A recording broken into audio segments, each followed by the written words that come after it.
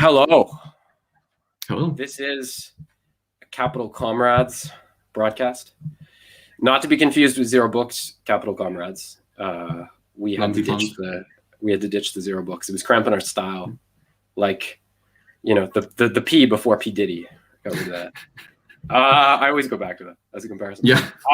But today we have myself and Ernesto Vargas. Hey, everyone. And we are going to be discussing our reading of some Xi Jinping. But right now we have to share the pages. So just bear with us for a second. This is something we always have to do. Pretend there's some music playing, you know. Yeah. Just like, you know, we were talking about how good the new GoldenEye Xbox Live Arcade version that was leaked is. People gotta check that out, really. And, you know, there is maybe some tie-in because it does have some pretty good simulations of Eastern European Soviet industrial facilities. At least for aesthetics. Yeah. Yeah. Okay. Wait, here we go. Okay. Well, how'd you like the readings, Ernesto? Well, the first and the second one felt like continuations, one of the other. I mean, it's the same topic, right? Maybe we could cover them at the same time. Yeah. And, you know, the last one, a profile of Xi, I thought was pretty interesting. It made me reflect a lot on, you know, what Marx says, that we're a product of our economic conditions. And really, there's nothing exceptional about Xi, right? Xi the person, but more so the conditions that he actually, you know, went through, right? And made me think a lot about how can we get, I know that, you know, this is propaganda also, right? And, you know, Xi's not exactly as they say or whatever, but how do we get those kinds of leaders, right, in the West? Yeah. Well, I mean, the conditions are so different. Yeah. You know, I mean, I think that I think what allows, you know, I think what allows someone like Xi to present himself in a positive light is, like, on one hand, just the sheer fact of China's enormous growth, which would be impossible in a more developed economy, for starters, to have anything like that level of growth.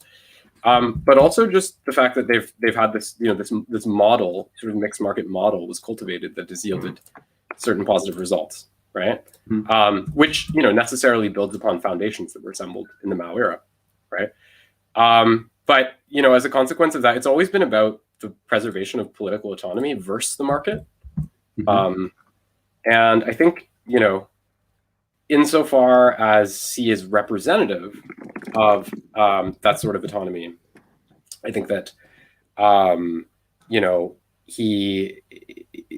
there's a strong support for that because it's felt, I think, you know, to a large extent throughout China. I'm not saying there isn't discontent, but it's felt that, you know, he's preventing sort of the infiltration of the country, right, by these sort of, you know, craven capitalists and so forth, right? This is you know, this is the narrative, and it's also partially the truth. Yeah, right? I mean, I don't want to make comparisons, as we always do, between one country and another just straight away.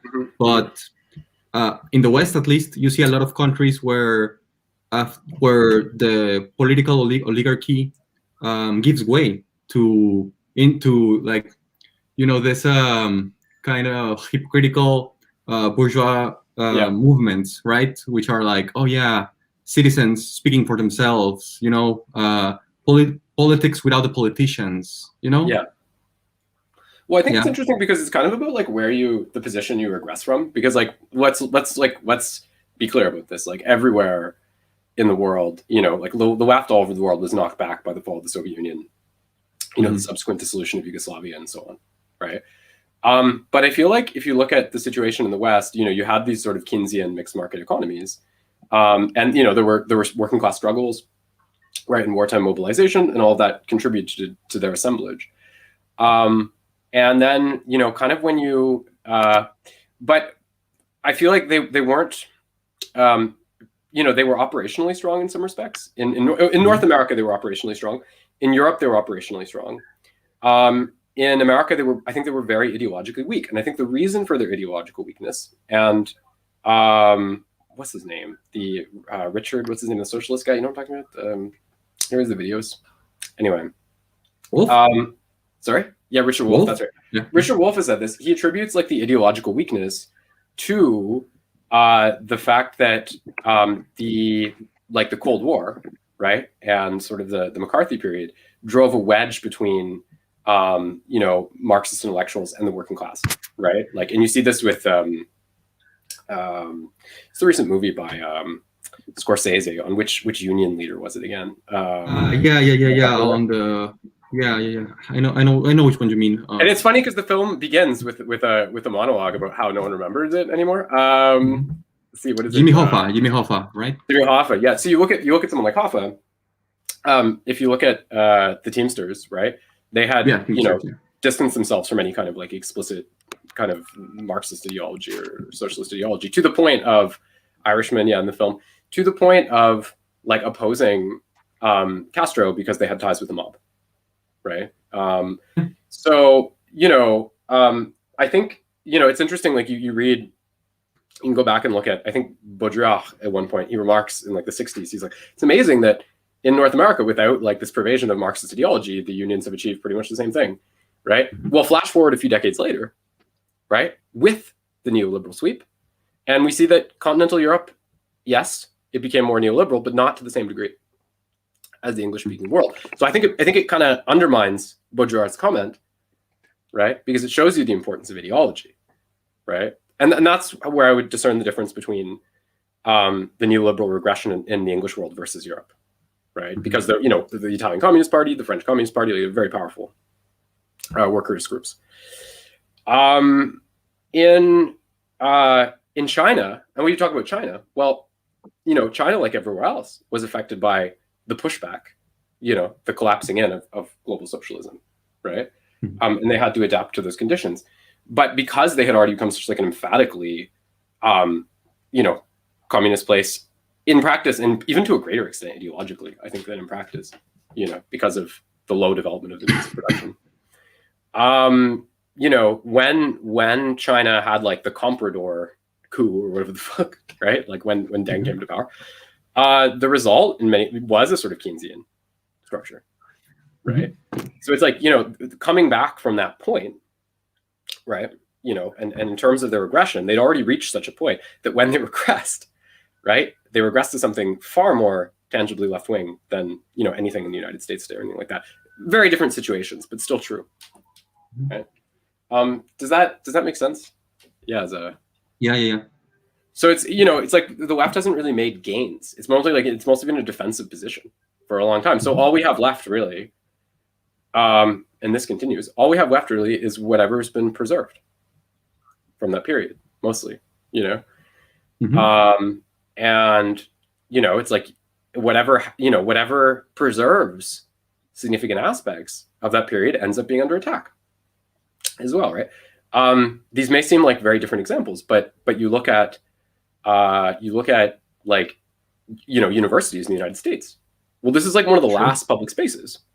I mean, semi-public, whatever, mixed really, but one of the last semi-public spaces where there really is the freedom in some respects to articulate these sort of ideas, right? And then like you look at this thing with like Jordan Peterson and stuff. So, like you look at the universities, the kind of stuff they're teaching, they're destroying education. It's like a war, right? And now look what's happened with China, right? Now it's like neither American universities nor the China of Xi Jinping are like culture revolution. It's like they're not like they're mostly like really practically like left liberal sort of like Keynesian structures, right? But even that, right, is perceived as menacing.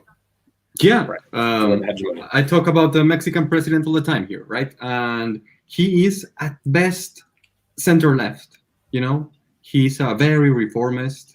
He capitulates very often to business interests, right? He just doesn't push the envelope at all, and nevertheless, he's constantly under attack by the ultra right actors here in Mexico. And I think 2-3 days ago, The Economist launched a beautiful cover calling him the false messiah. I don't know if you caught that. No, I didn't. Right? No, well, I mean, it's a part of their series, right? On calumniating Latin American democratically elected They're very leaders, confusing because they like Deng Xiaoping, right? The economist, but they don't like this guy. It's very interesting.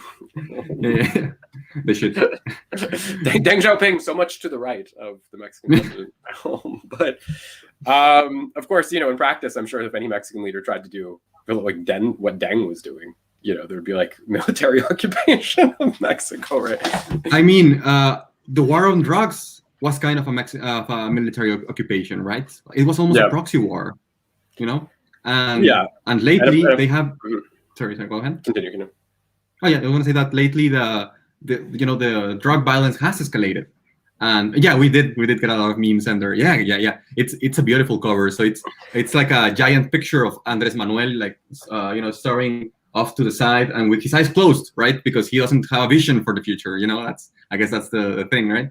And then there's like the soldiers in the bottom, and there's like smoke stacks, just polluting the air because much like China, we have this new policy, of course, of self-sustaining through oil, right? Yeah. In Mexico, we nationalized oil about 60, 70 years ago. But no, even more. But whatever. We nationalized oil, and over the last 40 years, we've been drawing that back, right? We've let foreign interests come in. You can see BP stations now, right? Stuff like that. And what happened is that Pemex, our nationalized industry of oil, has been reporting losses, and so on and so on. And when you look into it, when you actually investigate, it's very similar to situations elsewhere in the world where the policies of our leaders have been detrimental to the success and to the health of these corporations, right? They underfund them just in the same way as you can see in the United Kingdom, right, with the National Health Service and so on, right? Where you introduce a kind of a public-private competition where eventually, the public sector clearly loses out, right? Why? Well, if you get into it, you can find out why. But on face value, it seems it's just more inefficient, right? Yeah, and it's like, it's interesting about this because I think again, the irony, of course, Mexico hasn't achieved something like what China has in terms of autonomous policy. We're trying to, right? We're trying to. Sorry, I lost my train, right? We're trying to implement it. And so what we're doing is that we're reinvesting in refineries. Very similar, Ender, exactly. We're reinvesting in refineries. We actually bought a refinery in the United States, and of course, the only thing that comes out of the conservative side when it comes to politics, it's just, why are we investing in oil? In polluting when we could be investing in clean energy? And the answer is, where are the clean energy infrastructure, right? Like show us, something that can actually replace oil, right, on a national level, and we'll do it, right? But there's no country with that. The United States doesn't have that. Nowhere in Europe do you have that. And, right? and look at China, like they're pursuing clean energy within a context where you still have whole cities which are run off coal, right? Yeah. So it's like, like they're not, they haven't neglected the bottom line, concerns regarding power. But they are attempting a transition, and it's quite bold, actually, their targets. I think it's like emissions, ceasing emissions growth by 2030 and zero emissions by 2060. So far more ambitious than certainly anything the United States has committed to, for example. But instead, in the United States, you get people like Biden, whose only argument is, "Come on, man, right? We can't let go fracking. We need fracking, and that's it." Like they don't have anything. They don't have like a long term, like we're gonna do this and then this and then this. It's not profitable right now. So we agree. We agree it's not profitable right now. It's not sustainable right now. I think we can all agree on that. So what then, right? What's okay. So they're saying the governor in my state bought a bunch of land with public money for himself through various schemes. Weirdly, those lands were going to be used for a wind farm by a Spanish company. Then he was going to resell or lease the land. Yeah, the Spanish company is called Iberdrola, by the way. That's the one, right, Ender? And he'll say something, But so something interesting about Iberdrola, which is, I think, the Spanish company that Ender's talking about, is that they actually hired our ex-president. Can you imagine Barack Obama like, or whatever, Justin Trudeau or whatever, just going into the board of directors, or not even the board of directors. He was hired like as a consultant, like a business consultant. Mm-hmm. Can you imagine like a No, they actually do that. of your yeah, like Justin Trudeau, for example, like he gave like huge COVID period loans to a company that really had no background, that was given of course, but that's like loan. Imagine getting hired as an employee. No, but he's paid for them to do speeches, so he gave them a huge amount of taxpayer dollars. Well, yeah, sure, but that's like honoraries, it's in out, right? In pocket, it's in out. Yeah. Okay, so this company, they hired him as an employee, right? Like he's in their paycheck. A former president, who does that? But I mean, anyway. but Trudeau has like regular speaking gigs with this place, so it's not. Yeah, but that's fine. I mean, speaking gigs, every president gets some speaking gigs everywhere. No, but you don't realize, like, if you give like randomly like hundreds of millions of dollars to a company that has no experience or background in a certain field, then you turn around and collect large sums for regular speaking gigs. You know what I mean? But it's like maybe I guess like by Mexican standards, it shows you like you're like that's fine. That's fine. Everybody does. No, yeah, a little bit, honestly, but let me just pivot again toward China a little bit. Yeah, that's great. So it's interesting about the environment, right, in China. What's going on? We know the Bank of China is not accepting Bitcoin. It was a big deal, right? Which I like. Bitcoin investments are. There's a big ecological drain, and I think Bitcoin is very disconcerting. Like, I have a friend who works very intensely in he's one of the leading world people in working on developing blockchain type stuff. And he's been very candid about the fact that financing for these projects all comes from companies who want to avoid taxes, right? Want to avoid taxes. Yeah, want to avoid taxes, right? So we shouldn't kid ourselves. We shouldn't kid ourselves. So I think the goal in China is to create something like a national digital coin that they'll be able to track and tax, which I think I support. And if people raise concerns about privacy, it's like that's the way any transaction already works anywhere. So, banks have all your data, man. Yeah, that's how the government can get that. Yeah, it's not like maybe with a little more legwork than in China, but in any case, I don't think it's hard to access. So that's been happening, but there's some other developments too, and I think it's interesting that we conclude this. We'll get into the C in a second, but I think it's interesting we're concluding today because I really don't see, as of now, and I don't know, I might be subjected to like an airport interrogation at some point for these videos, because I don't really see at this point any easing off of the current tensions between China and the West. There's been some developments recently. We know the thing with John China. John China, yeah, John China, yeah. Where he it's actually kind of cool because the Fast and the Furious series is very popular in China, and he learned Chinese. He spent a few years studying it, kind of learned it, and it's like supposedly quite good, like for like an American, that good, but it's like comprehensible. But he used the wrong word for Taiwan. He didn't use the word for like more generically kind of region. He used a word that connotes like state autonomy, and he's widely criticized in China for that. And again, he's in the Fast and the Furious series, which is one of the most popular movie series in China.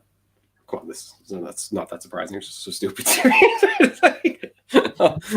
I'm sorry to the Chinese film audiences. You don't have very good taste, but in time. Cultural capital, as Bourdieu says.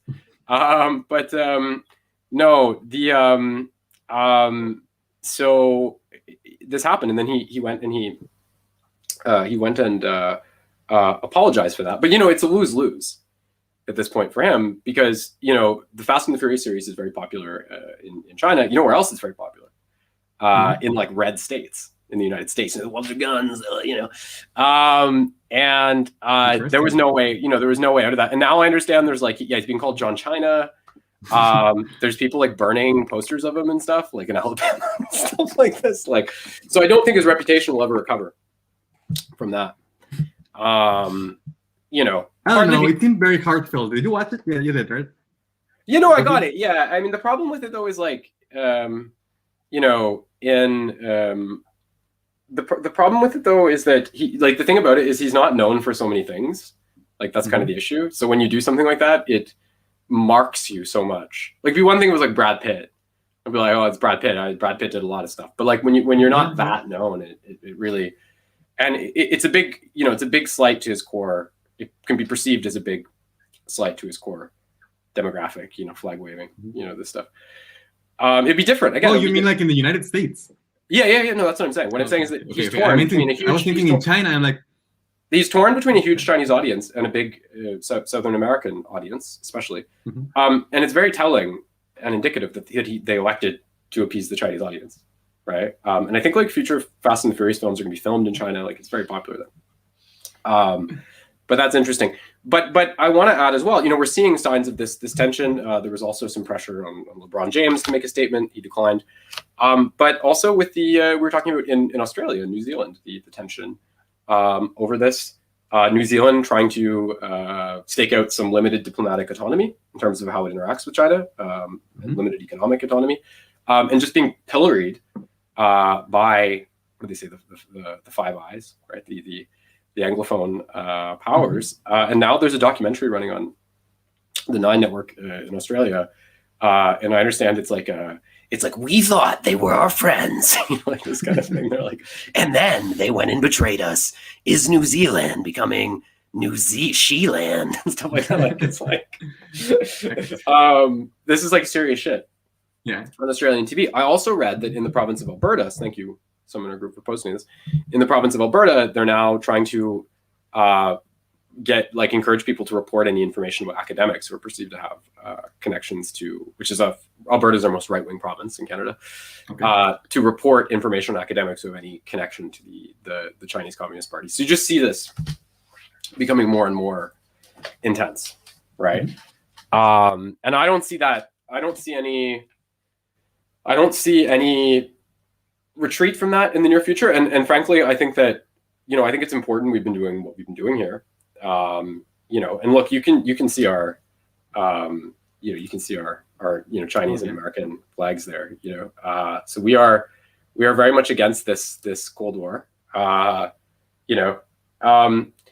I also see us obviously as, we've got 7 people watching right now. I also see us as quite total, in any capacity, right? Whether it's the group, whether it's this, just and even like-minded people as very unable to affect any kind of real change to this situation, which seems like it's just going to become more and more divisive. Going back to the point about universities and China, and I was talking about this, very different examples, but defined maybe in some ways by a refusal to completely conform to the edicts of, proper post-Cold War sort of comportment. It's easy to, there's nothing easier than to say, oh, well, these things are all really capitalist. Universities charge a lot. China, aggressively materialist state and so forth.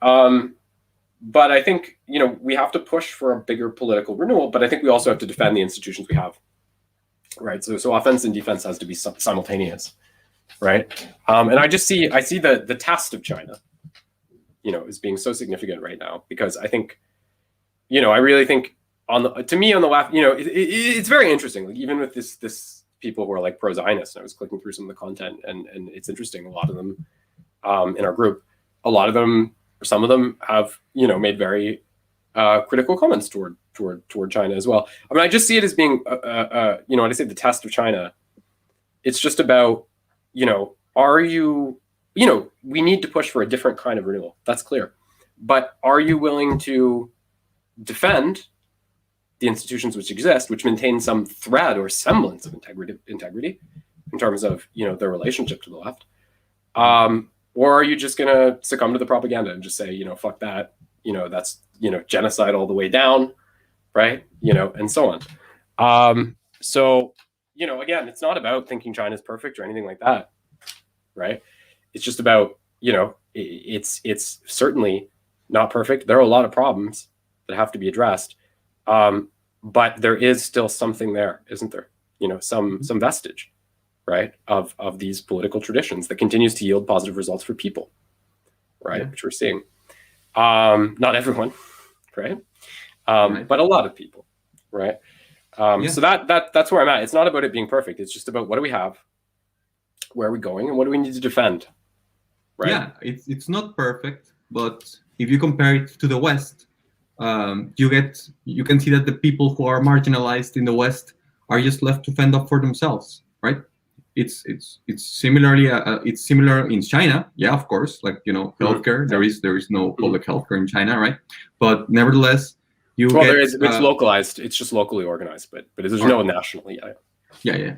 Well, anyway, my point was that there's no administration, right? That's trying to actively develop, regions and so on, right? You just get, so for example, in the United States, the Rust Belt just has to fend up for itself.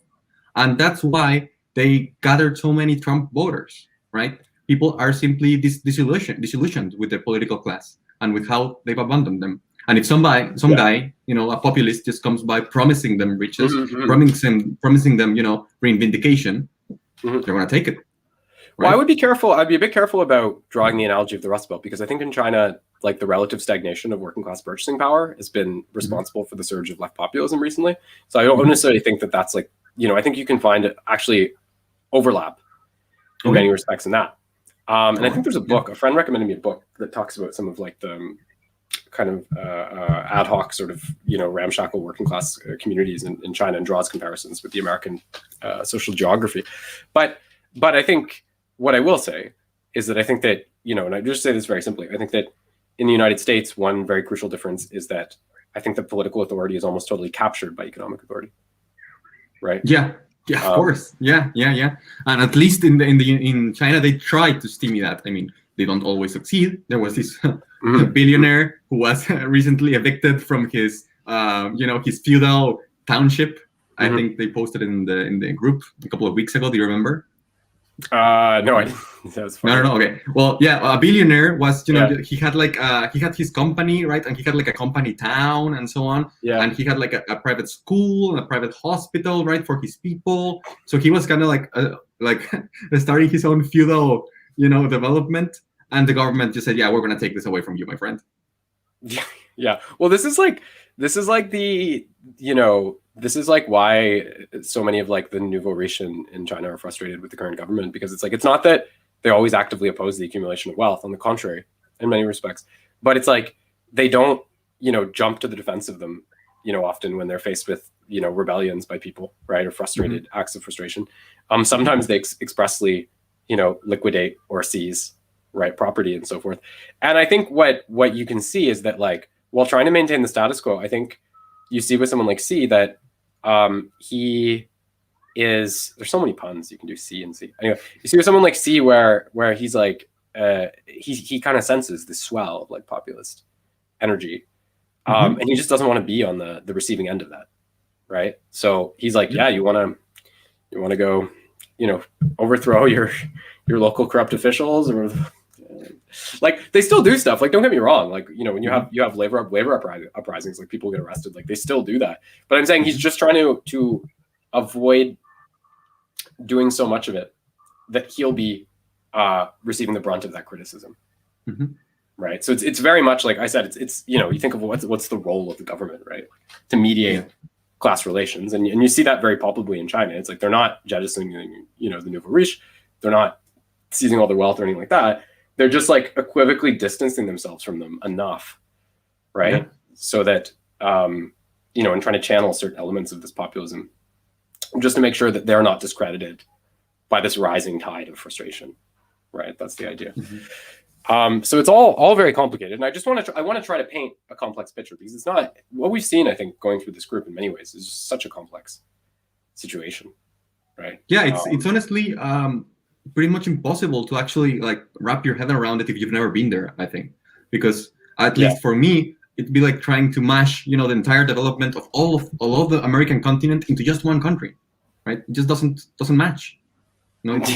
Yeah. Well, no, and I mean, like, I mean, though on the other hand, we have the example of Kant, who said he never liked to travel because he wanted to learn so much about other countries, which is right. Yeah. Well, his writings really showed it. So it is true, though. I do think we overrate being there, but I do think that in some ways, in certain forms of because of the mostly just because of the limitations of Western literature. I think, like, I don't think you'd have to do everything to understand it, but I think the acute linguistic limitations in terms of what's represented in the West means that going there would help a lot, understanding this stuff. But let's move toward the readings, because I think that's a good setup. It is. Yeah.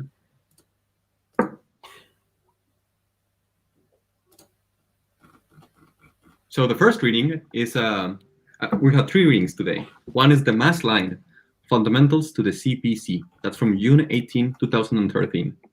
Second reading is the guiding thoughts and goals for the program of mass line education and practice, which is June 18, 2013. And finally, our last reading for today is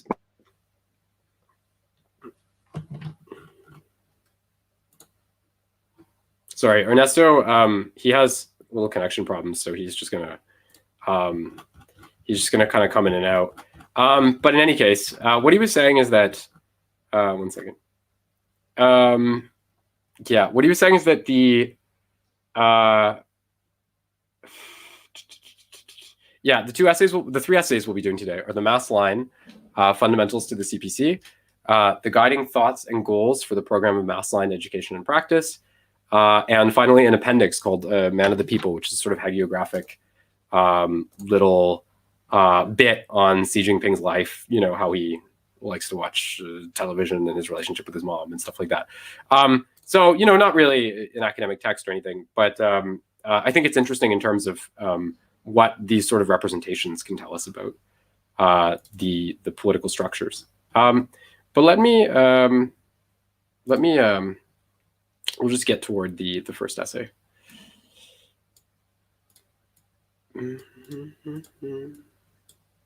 Okay.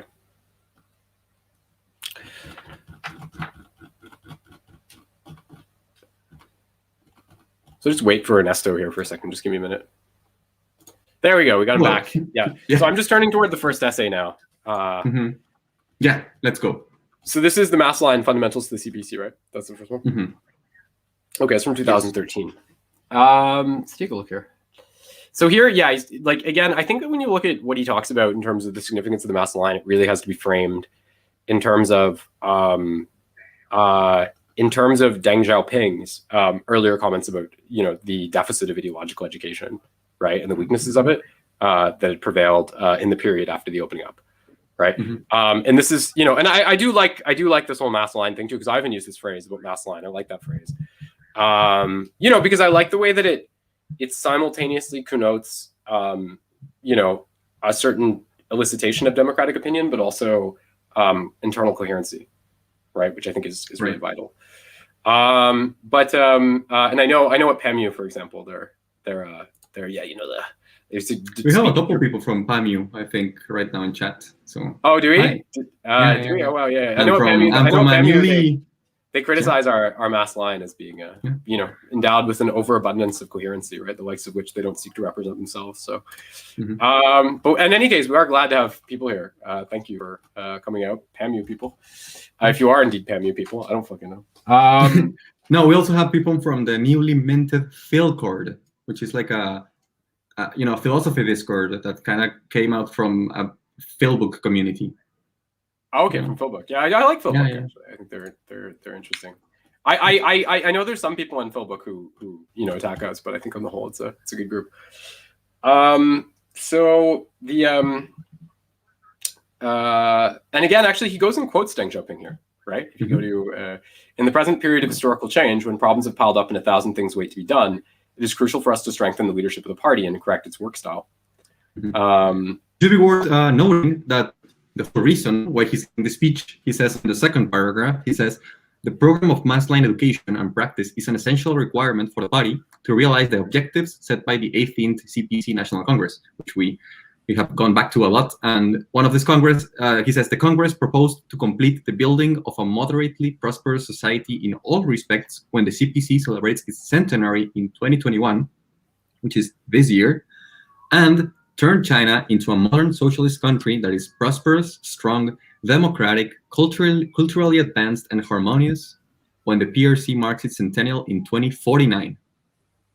Yeah. So that's the so it's inherently connected to this vision, which the political class bills itself as upholding, right, of the notion that China will go past the primary stage of socialism, right, in 2049, which is interesting. 2049, of course, is the centennial of the revolution, but it's also just 3 years after Hong Kong becomes fully part of China. So that's an interesting fact as well. Very, very, very close. Yeah, we'll see how that plays out. Yeah. But let's see. And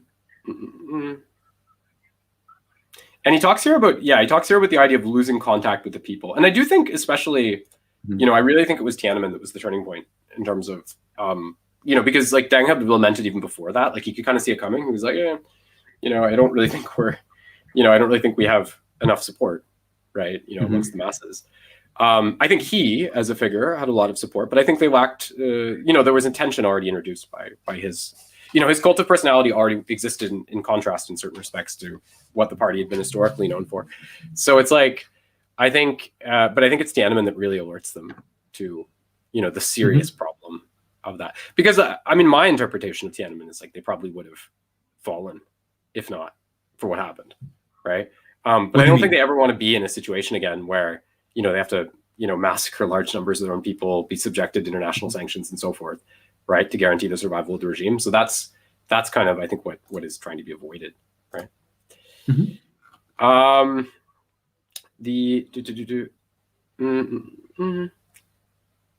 So a lot of this, a little bit generic, which is, as the old Chinese saying goes, those who win the people's hearts win the country, and those who lose the people's hearts lose the country. And that's like a long thing too, right? Going back to Mao as well, where Mao would really, he's like, it doesn't matter if we're weaker, really. It's just like, this is above all, like, that was interesting, right? Because he's like the Kuomintang keep trying to beat us with like guns, but they don't really get that they're losing support of the people, and we don't even have to win like in battles if enough people accept us, and so this idea of a certain form of popular legitimation, right? Very, very significant that way. And here, what I found most interesting about this was when he talks about the 4 forms of decadence, and I think it's like really central. That's why I actually put this essay in. Really central. Before we get into the 4 forms of decadence, I just want to add a little bit of a preamble that Xi himself says. He says, we have so often repeated, the party's pioneering role and its role of governance do not remain unchanged once acquired. Even if you had played a pioneering role in the past, there is no guarantee that you will always do so. The fact that you are playing the role now does not mean that you will be progressive forever. Right? Sort of a little bit of a reflection. Well, and their insecurity often comes across in these kind of statements as well. Like the sense of precarity. Like you really see it when you read this. They're like, we got to remember, might not be here forever. I think it's good that they're they're upfront about it, right? Yeah. Otherwise, they could just be deluding themselves, like what happened here in Mexico and what led to our massacre. Yeah, it's like, that's really it. I think the most important, beyond like formal electoral democracy or anything like that, I think the fundamental quality of government has to do with the relationship to the people and accountability to the people, right? And I think if you have enough of that, then I think that you're going to be a strong government. Right. And I think that, of course, like, it's not like, I'm not even posing that in generic ideological terms. It's like, I think that, fundamental accountability to the people implies socialism at a certain point, doesn't it? Yeah, precisely. So what are the 4 forms of decadence, Conrad? Yes. Well, formalism, bureaucratism, hedonism, and extravagance. So I'll tell you what, I'll read the 3 paragraphs for formalism, then you can take us for bureaucratism. Okay. Yeah, sure. Okay. Formalism means doing things for form's sake, the separation of action from knowledge, neglecting what is truly effective, hiding behind piles of documents and immersing oneself in meetings, the pursuit of vanity and a resort to falsehood. Some party officials stop studying party theory or learning information, which they need in performing their duties, while others content themselves with the most superficial understanding, which they can use as window dressing instead of applying it in real work. They have no intention of studying, nor have they the ability to put what they do know into practice. Some use the requirements for documents and meetings simply as a pretext for generating further documents and meetings. Some love to put on a show and seek. I think that's like a Deng thing too, like the hatred of meetings. That's like that was like Steve Jobs hated meetings. Some love to put on a show and seek the limelight. In some places, the priority is to highlight leaders' speeches in newspapers and on TV, while neglecting practical work. Some have no interest in achieving actual results or solving genuine problems. By the way, the thing about highlighting leaders' speeches in newspapers and on TV also goes back to what I was saying about Beaujolais and how he attracted the derision of the party and was ultimately imprisoned, also because he was perceived as spending too much time courting Western media, right? So that's an interesting thing. Some have no interest in achieving actual results or solving genuine problems. Their main aim is to ingratiate themselves with their superiors, generate headlines, or decorate their work reports. One ceremony after another, one summary after another, one award after another. We call this Cretan style. Okay. For some officials, a grassroots survey is no more comfortable than a ride in a car, a hurried glance through the window, an affable wave to the cameras, and a casual glance at events outside, rather than a proper investigation into shadows, nooks, and crannies. Interesting, too, about thinking of the COVID, the obfuscation of that. Some turn a blind eye to fake reports, data, and models, or even go to their way to gloss over the truth with lies. No wonder people say that paperwork keeps officials well clear of real life, and a mountain of formalism detaches policies from their implementation. It's sort of his reputation, right? You get that photo of him setting up like a booth when he's a kid. Actually, that photo is repeated again in the book. Like, is it? Yeah, like 20 or 30 years later, an older Xi, same booth, same village. Gotta love that. It's lovely. It's lovely. Yeah. I love that booth. Yeah. All right. So bureaucratism. Bureaucratism means departure from reality, losing touch with the people, arrogance, indifference to facts, conceit, and inflated egos. Some party officials don't understand or concern themselves with reality. They are reluctant to go to areas experiencing harsh conditions or help grassroots organizations and people solve problems. They prefer to having nothing to do with them, lest there should be more trouble. Their duties are a game to them. They pass the buck or muddle through. Some party officials, heedless of the people's wishes and the circumstances that apply in their locality, make casual decisions and empty promises. They blindly launch expensive projects, walk away when they fail, and leave behind an unresolved mess, which is something that, AMLO is being accused of it's going to happen, because of the refineries and stuff. Yeah, we'll see about that. Anyway, some curry favor with their superiors and rudely order their subordinates around. People in need of their services find them difficult to access, hard to talk to, and impossible to get them to act. They even demand bribes before doing things that are part of their duties and abuse their power. Some follow plans and directions from their superiors without trying to understand them properly. Some implement the decisions of superiors to a superficial degree, while others awkwardly imitate, doing things according to the old way or following others without considering the particular circumstances that apply to them. Some are empire builders, high-handed and arbitrary in their approach, intolerant of any alternative view. They reject criticism and offers of help and refuse to listen to different voices. This empire building thing, what I understood, it means to people who are like autocratic, right? Like they just want to, get the accolades for doing the work, right? So it has to be done according to their vision. Is that what it means, kind of? That's how I interpreted it. I don't know what you think.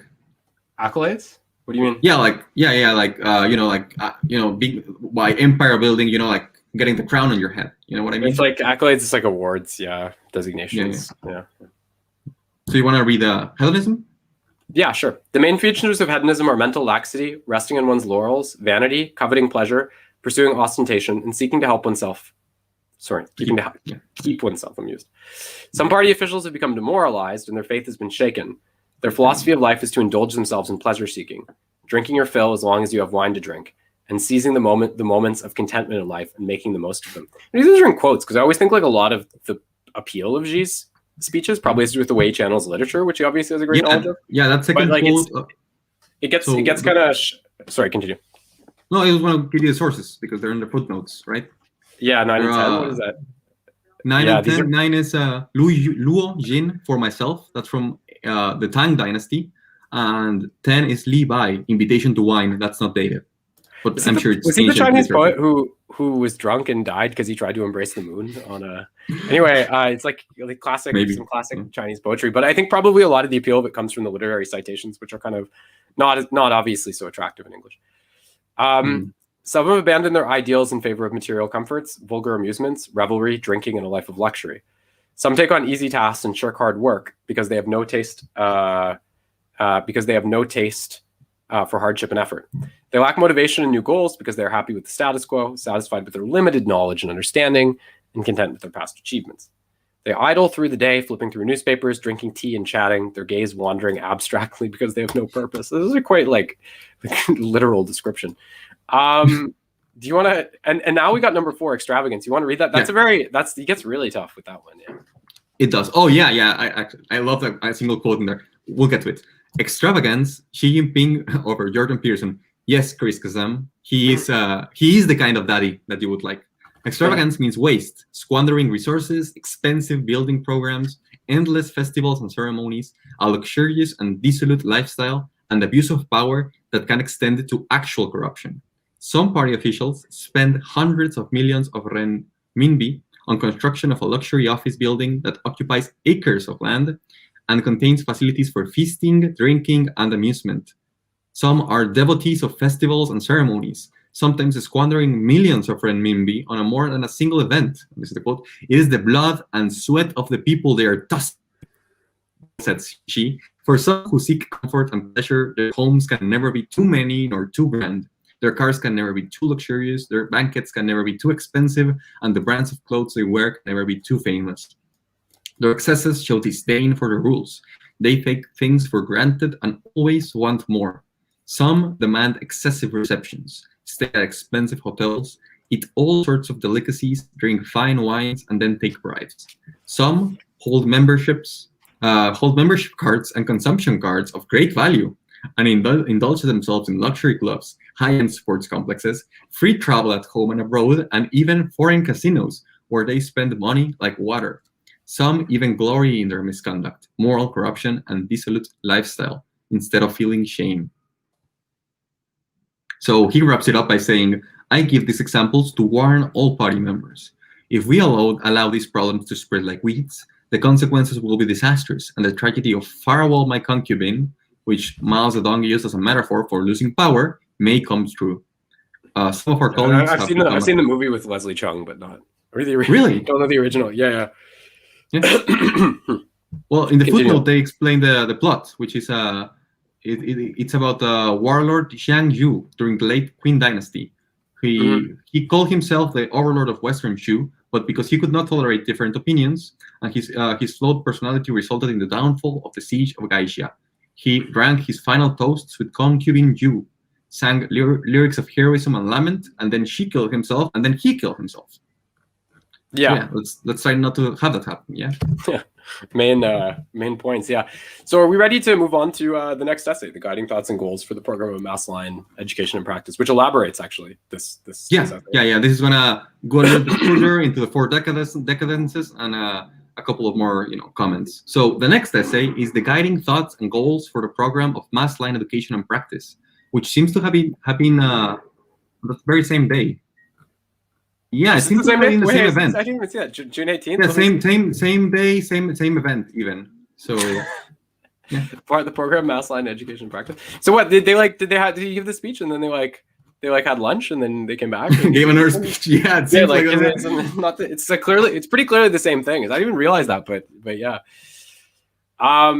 So hopefully they didn't have lunch at a restaurant that millions of public renminbi had been put into building.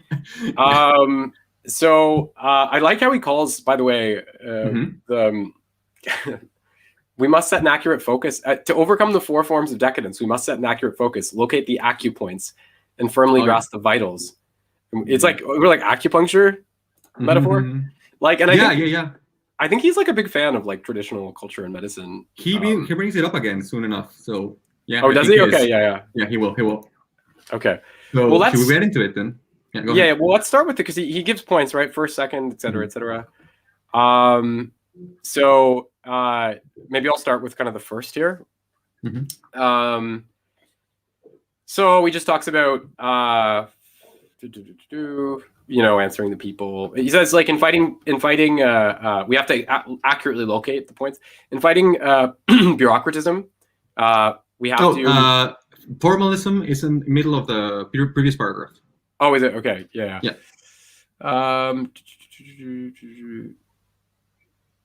It's actually the next sentence after acupoints. Okay, is it? Okay. In fighting formalism, formalism, we have to focus on promoting down-to-earth work, party education, theoretical study, blah, blah. In fighting bureaucratism, we have to make sure people aren't isolated. We're not isolated from the people, and we protect their interests. In fighting hedonism, we have to overcome indulgence, pleasure, and privileges, and make sure people are devoted to public services. In fighting extravagance, We have to put an end to unhealthy practices such as self-indulgence, luxury, and dissipation. I like that, dissipation. And we should be teaching people to practice thrift, leading a simple life, and being strict with their spending and doing everything in a no-frills manner, which I find funny. Also, because I think in many ways China's grasped by a certain paradox, because I think often we associate it with this real impulse toward like garish consumption, which is always, I think, a caricature of countries that suddenly become enriched. Like when America first got wealthy, this was what British said. They have no culture to spend money. But on the other hand, China, like the savings rate is really incredible, right? So people actually do save a lot of money. So I'm kind of metabolically, I'm kind of interested in how that works. I mean, maybe the people who are involved in garish consumption, I want to turn off my TV because I didn't notice it was on. Yeah, but are just so spectacularly rich it doesn't matter. Maybe you see there's a lot of false brands and stuff in China. Maybe people use these sort of shortcuts to try to cultivate the image of wealth while simultaneously accruing large savings. But certainly it's interesting how those two things kind of overlap. Okay, do you want to move to the second? The second what? Second, implementing general requirements with diligence. The second way to fight. Yeah. Okay. Second, implementing general requirements with diligence. During the rectification movement in Yan'an, Mao Zedong. Sorry, just give us a second, Ernesto. I'll pick up and just read a little bit. There. Second, implementing general requirements with diligence. During the rectification movement in Yan'an, Mao Zedong proposed an intensive campaign to fight against subjectivism, sectarianism, and eight-legged party essays. He said that it was not easy to cleanse the party of these defects, and that patients must be given a heavy dose of stimulus to wake them up and make them sweat before being sent for treatment. Again, more of these sort of medicinal references. Learning from the experience of the Yan'an rectification movement, the current requirements for studying and practicing the party's mass line have been clearly defined. Examine oneself in the mirror, straighten one's clothes and hat, take a bath, and treat one's disease. It can also be summarized in four phrases: self-purification, self-improvement, self-innovation, and self-enhancement. However, it is easier to say than to do. Sorry, 1 second. Get this. To examine oneself in the mirror, party members should use the party constitution as a mirror in which to measure themselves. How do they perform in terms of the party's discipline, the people's expectations, and their role models? And how can they improve themselves in performance and in conduct? They should identify their shortcomings in upholding the party's principle, promoting healthy working practices, and maintaining integrity and self-discipline. They should recognize how far they've fallen short of these standards, and they should be clear in terms of how they will improve themselves. So if you want to understand this, you have to go back. I read it, by the way, don't worry. Yeah. If you want to understand this context, you got to go back to Yan'an was like the mountain base, right? Mm-hmm. That they were. We went over this, right? Red Star over China covers that. But that was the mountain base they were based out of, right, during the guerrilla war in that area. And today it's like a big tourist site to go out there, right? And it was Red Star over China, the book by Edgar Snow, that caused the Yan'an base to achieve this kind of mythic status. Because he painted, through a series of very carefully vetted conversations that were organized by the CPC. He wrote a book that painted Mao as this sort of, a remarkable folk hero, which, to be fair, in many respects he was, particularly at that time, right? So he's evoking this kind of mythology, right? And it's interesting because the rectification movements were very brutal, right? Like it wasn't a joke.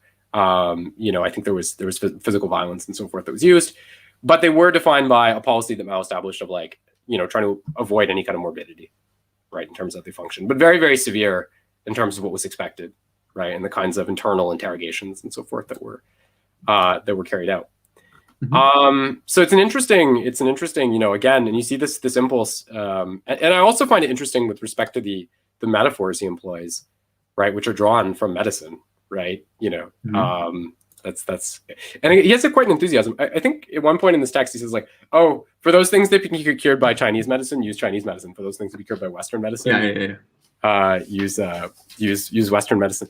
How close to the truth is Red Star over China? That's a complex question. I think it's not so much that I think the book is untrue. is just that I think that the book dwells very heavily just on sort of the positive elements. So there's just stuff like that would never, the violent rectification campaigns, the violence involved in that isn't mentioned in the book. The fact that Chinese communists were selling opium to finance the war is certainly not mentioned in that book. So the book, the book is the image of someone from the West, again, in these very carefully vetted conversations, who's arriving, and obviously there's a translator because Kamau didn't speak English, but he's arriving and he's sort of awestruck, right, by what he's seeing. And I think it's a powerful book, right, at that level. And it's an account that is that's really the basis of like the cult of Mao at a global level, right? That's a big part of what made him, why he had a global image far beyond someone like Xi.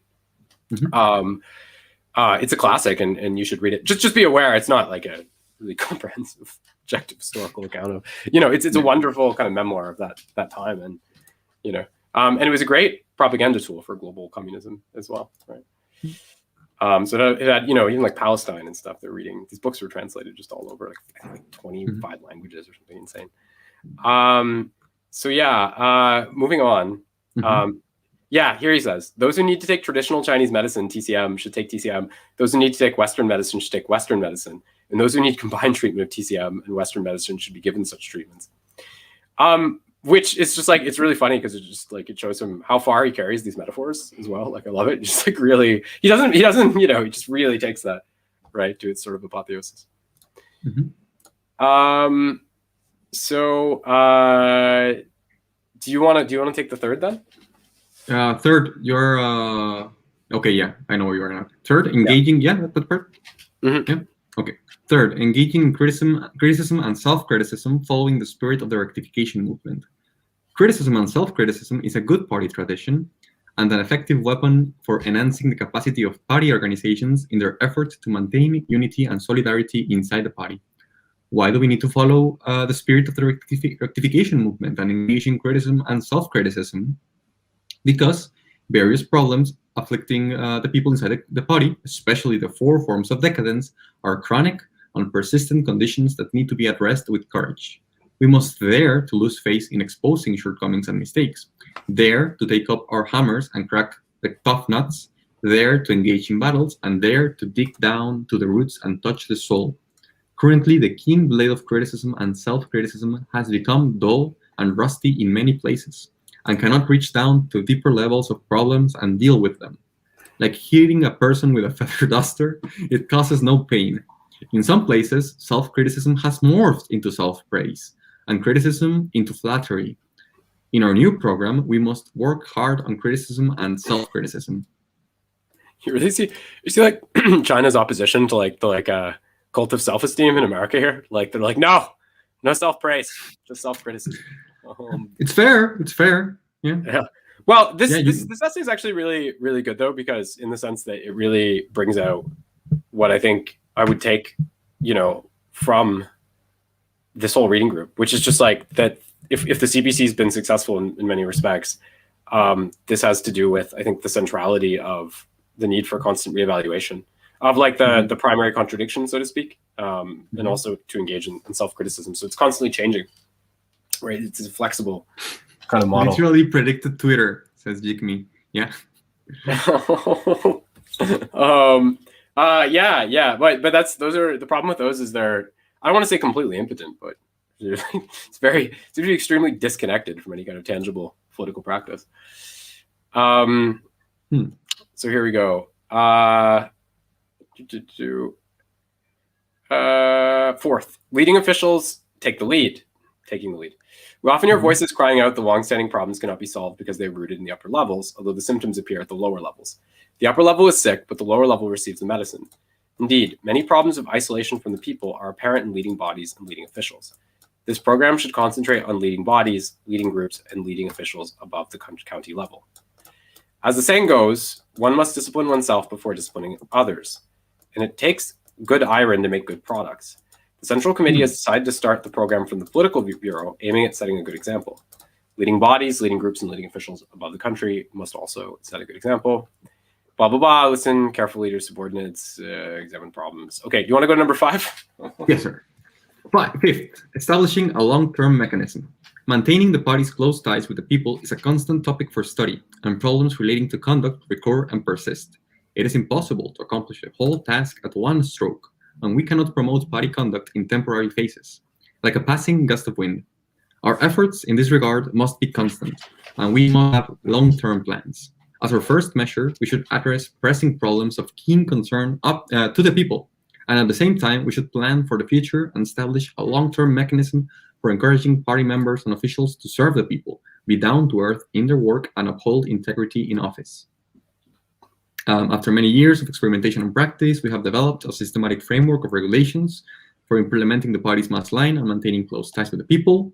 Most of the regulations are effective and recognized as such. We should continue to follow them, and at the same time, the Party Central Committee will has new requirements for the future, and departments and region will also participate in creating new and fresh experiences. And he reiterates about fresh experiences a little bit, and he says, once a system is in place, we must all abide by it and ensure that everyone is equal before it and that no exceptions arise in its application. We must be firm in protecting its authority and resolute in responding to those who refuse to be bound by it or feign compliance while undermining it. We should let our systems act as a rigorous constraints for ensuring that party members and officials maintain close ties with and serve the people, and that party members and officials have the individual will to implement the party's mass line. So he says here, refuse to be bound by it or feign compliance while undermining it. I was talking to you in the pre-show, or maybe it was in the show already, about this conflict that there was between our Mexican president and the business interests, right? Mm-hmm. And a little news report or whatever, a journal article that came out in Proceso, in the journal Proceso, was highlighting something akin to this, right? So the business interests here in Mexico are represented by 3-4 people. I'll give you their names, so you know I give a little bit more information to the audience. So their names are, just loading my browser.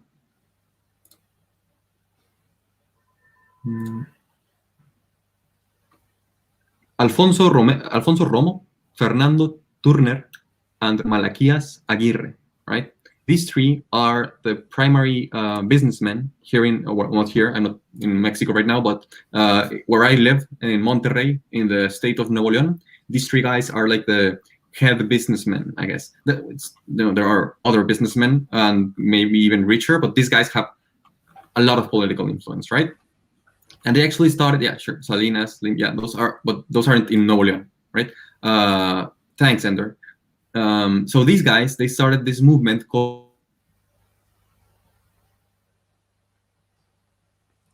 Okay, I think we might have. Yeah, I don't know what's going on with Ernesto exactly. He's having another problem with his connection. Let's give us a minute. I do find it funny here with these. Okay, we got him back. Yeah, continue. Sorry. Yeah. Okay, so they started this. Did I get hotel Wi-Fi? Yeah, you got cut off. Just continue. Yeah. Okay. Yeah. This movement called Rescatemos Nuevo León, Rescue Nuevo León, right? And what they've been doing is that they've been incentivizing the emergence of a new political class. They say of independent candidates, and well, here in Mexico, you have this saying.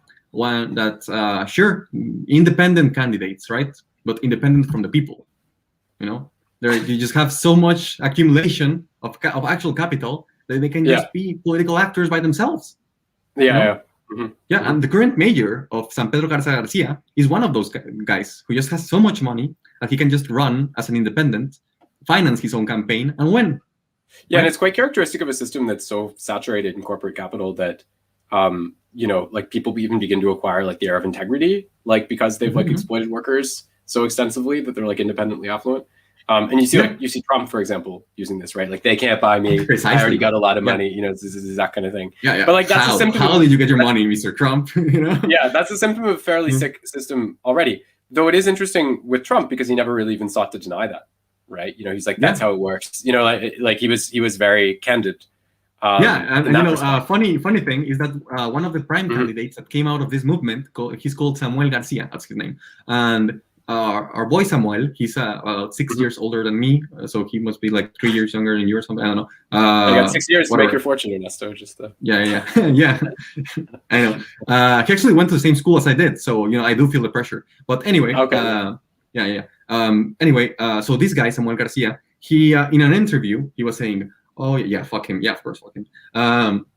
He was saying, "Oh yeah, so he's the candidate for the party Movimiento Ciudadano. That's a citizens movement." So you know, we can go into that, but we don't have to. I think the name talks for itself about how close they are to the citizenship, actually. So Movimiento Ciudadano, they push him as the candidate for governor, and he says, "Oh yeah, so our campaign finances." Yeah, Movimiento Ciudadano, they gave us 1 million pesos, 1.5 million pesos, but we have to spend 20 million pesos in the campaign. So really, my family had to put the rest, you know, like 19 million pesos, you know, and he just says it openly in an interview, right? And then I don't know, 2 weeks ago, the president actually, like our president, he goes, "Yeah, isn't that weird? Isn't that illegal? Like, isn't that something that, you know, that's not allowed?" And now he's being investigated by the financial Unidad de Investigación Financiera, right? He's being investigated by the federal government for fraud. You know? Well, it's quite characteristic of corruption at a certain point that people literally don't even know the rules anymore. Like, which I think is like, because that was the thing I think Xi was trying to highlight. No, and I'm not trying to speculate as to like the reality of his situation vis-a-vis corruption or anything, but like imagistically, that was what he was trying to highlight. When we talked about this anecdote like a few years ago where you had Xi and he was supposed to come on like a private train, and then like he cited like a rarely specified like bit of regulation that said like leaders aren't supposed to receive a private train except for the national leaders, like a really obscure bit, you know. And then this was like one of his great moments, or yes, I am, you know, great integrity. But you know, it's consistent with his messaging, right? Which is like, you know, we have to get away from a culture where, you know, the rules aren't followed because people don't know what they are, right? You know, it's like, you know, they've lost touch, right, with, you know, what it means to be accountable as an actor, right? It's about self-enrichment, it's about self-glorification, right? Which is, and again, I'm not trying to scrutinize what's behind the image at this particular moment, right? I'm just saying that's the messaging, right, that's being pursued. Yeah, so I think you know, these essays are very interesting. And before we I'd like to draw some maybe conclusions from the whole kind of group we've been doing. And you know, Timothy's not here. We shouldn't need too much time tonight. Went through these one fairly quick. But I would like to look at the final. So at the end of the book, there's actually a sketch of it's like a personal sketch of Xi Jinping, which is funny.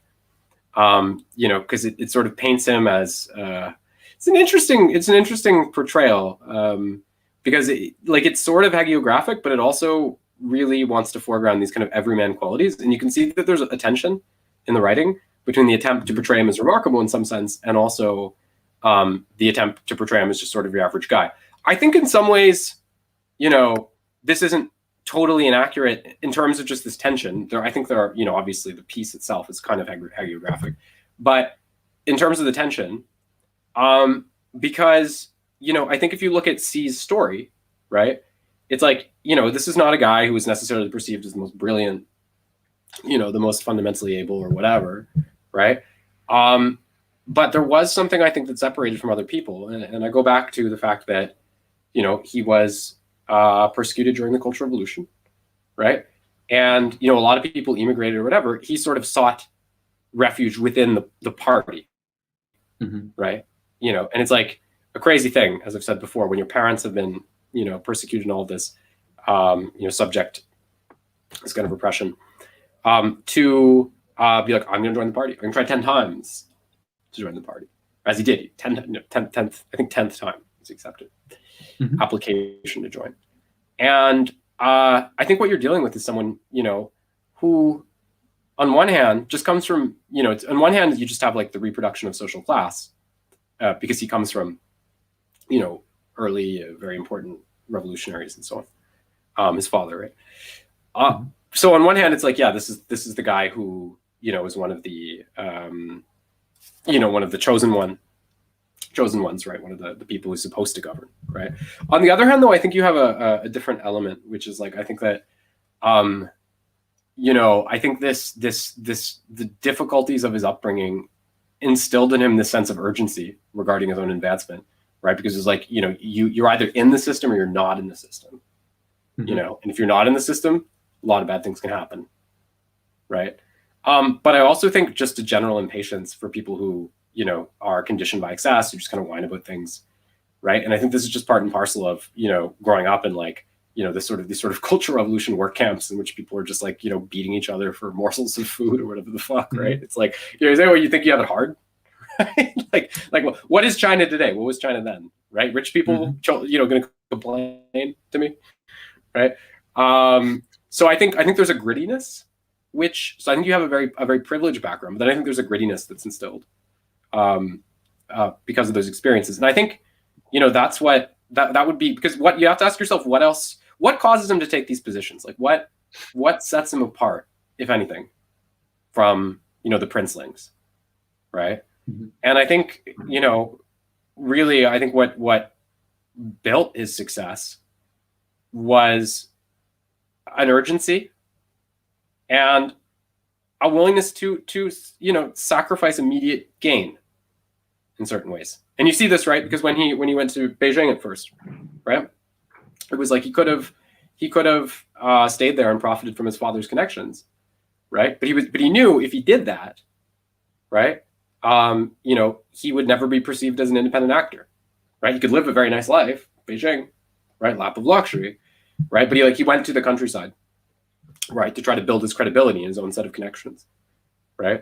And this is what I mean. There's a real there's conditioning by certain fundamental hardship, and also a commitment to public service, right? And by the way, I know some people are probably going to say this, you're a China simp, why are you glorifying Xi? Look, I've looked at US diplomatic cables written about the guy, which are not prone to issuing, you know, undue or excess praise, right? They try to represent an objective summation, you know, of these people's character for insiders. And they pretty much say the same thing, right? You know, they say this is someone who probably can't be corrupted by money. He might be corrupted by his own power, enormously ambitious, conditioned by formative hardship, real spirit of public service, and so on, right? It also mentions some things they don't mention here, like his period of multiple years where he was like really obsessed with like mysticism and stuff, which is funny because it's not foregrounded here, but I think if you read between the lines, it's not that hard to make out anyway. Because he cites his love of like trad Chinese culture is like really apparent. You know, all the literature, this like Confucius, like all the traditional Chinese medicine, like all this, really becomes apparent. So again, in terms of what I'm saying, I just want to say, you know, I know people are going to call me China simps if I don't sit here and say he's a horrible dictator. You know, well, that's not what I'm talking about, right? You may that may be true or it may not. That's not what I'm talking about. What I'm talking about are the personal qualities that allowed him to reach that point, right? And so again, Kazam is asking where one can read those character profiles. I think you mean the diplomatic cables. Diplomatic cables. Let me pull it out. It's actually really good. Let me pull it out. Yeah, go for it. That'd be interesting. So while you pull it out, I'll just get to the text. Yeah. Oh, WikiLeaks. Yeah, it's from WikiLeaks. So Portrait of President Xi Jinping. Quote, ambitious survivor of the Cultural Revolution is the title, which I think tells you just about everything you need to know in terms of. Here you go. Did you post the link somewhere? Oh, thank you. Oh, great. Yeah, you have the chat. Yeah, perfect. Yeah, there we go. So in terms of the profile, we're going out there, right? Let's get to the profile. By the way, I wanted to add, since I don't know if I added this, his first, I didn't know this, but his first degree, so he did chemical engineering at Tsinghua later, right? But you see these weird like science references that pop up in his work as well? I think traditional Chinese culture and like science come across as big interest, as well as, you know, like Marxist literature and stuff like that, but perhaps out of necessity. Yeah, it's interesting about because his first degree, I understand, was actually not a real degree. But like, he's not too candid about this. But his first degree was actually given in like one of the work camps, and it's widely known to have been like a sort of like paper degree that was given for like a kind of like self-rectification. He's like, like certificate, like, it was like you know, on Maoist and Marxist-Leninist ideology. So that's his BA. But like it's funny in China because I guess once you have that, like there's, you know, I mean, especially if you have in a position of some bureaucratic significance or whatever, that wouldn't obstruct you from moving directly on to the masters. So I think that's what happened. I have to double check it. Yeah, it's funny. Yeah, he got his degree from a work camp. Yeah, I always think that's funny when people talk about like the Uyghurs thing, right? Because like I always just wonder how that affects his view of that kind of thing. Like, he's gonna get all of them degrees. I do wonder. Yeah. Like, you know, he's like, I got a degree. It's like, well, not bad. But, yeah, but you know, this is what I'm saying. I do think there's this kind of macho aspect, really. You know, like in the like, you know, be tough. You know, well, like yeah, it's right here in the text. Right? It's right here in the text, honestly. Yeah, let's go. Okay. Yeah, let's go into it. So. There's this whole part in the beginning where there's like an anecdote. So, by the way, this is the profile of Xi we're talking about at the end of the book. Yeah, we're talking about Man of the People, the appendix to Governance of China. Yeah. So, you know, the first part, there's this anecdote about Xi visiting some place. He's visiting Lian Huashan, the Lotus Flower Mountain province in Shenzhen. And you know, just so humble. He's visiting us. You know, nobody can tell that he's the leader of the PRC, so on and so on. Right? I don't think it's worth getting into too much. Then talks about, I don't know what you think, Conrad. Yeah, should we move on right into his actual like historical profile? Yeah. I mean, I don't know what to say really. He laid a wreath at a statue of Deng Xiaoping. Yeah. So this is talking about what he did at Lotus Park in Shenzhen. So again, Shenzhen, as I mentioned, you've got I think we showed that statue of Deng, but it's the one city in China that more explicitly honors Deng, for instance, than Mao. I think exceptional in this respect, but makes sense when you consider the trajectory of its development, which was entirely instigated by Deng, right? Shenzhen, by the way, was one of the first special economic zones in China, for those who haven't been following all our episodes. It's a lot. He called on the entire party and all the people to continue supporting the path of reform and opening up. And then when he was in Beijing in his first visit, he went to Guangdong. Guangdong is I think now it's Guangzhou, I think, is the region, and Guangdong is the city in that area. Anyway, it's near Shenzhen. Following the route Deng had taken 20 years earlier when the country found itself at a crossroads. So that's a reference to the Southern Shore, which we already talked about when Deng, in the early 90s after Tiananmen, when he went down, and they were like, Uncle Deng. This kind of thing. You know, there were like, he might not have been the most popular in Beijing, you know, after Tiananmen, but they do love Deng in Shenzhen, Guangdong, you know, Zhuhai, and so on. Father of this abundant free enterprise. So we're not so free enterprise, as the case may be, depending. So it's just kind of talking about, you know, positive profiles of him. Then there's one called Advocate. By the way, 82 million members. It says. Yeah, it's massive. The biggest body in the biggest country. That's like 8% of Chinese that are in it. It's quite a lot. I mean, like I guess, like, you know, I guess it's like superior achievement, right? That like qualifies you for and just wanting to. But it's like, you know, at the same time, it's not that exclusive either. Like 8.2% of people. It's like, I don't think there's like a Canadian political party that like 8.2% of people. Like, it's easier to join, but I don't think there's a party that like 8.2% of people belong to it. Okay.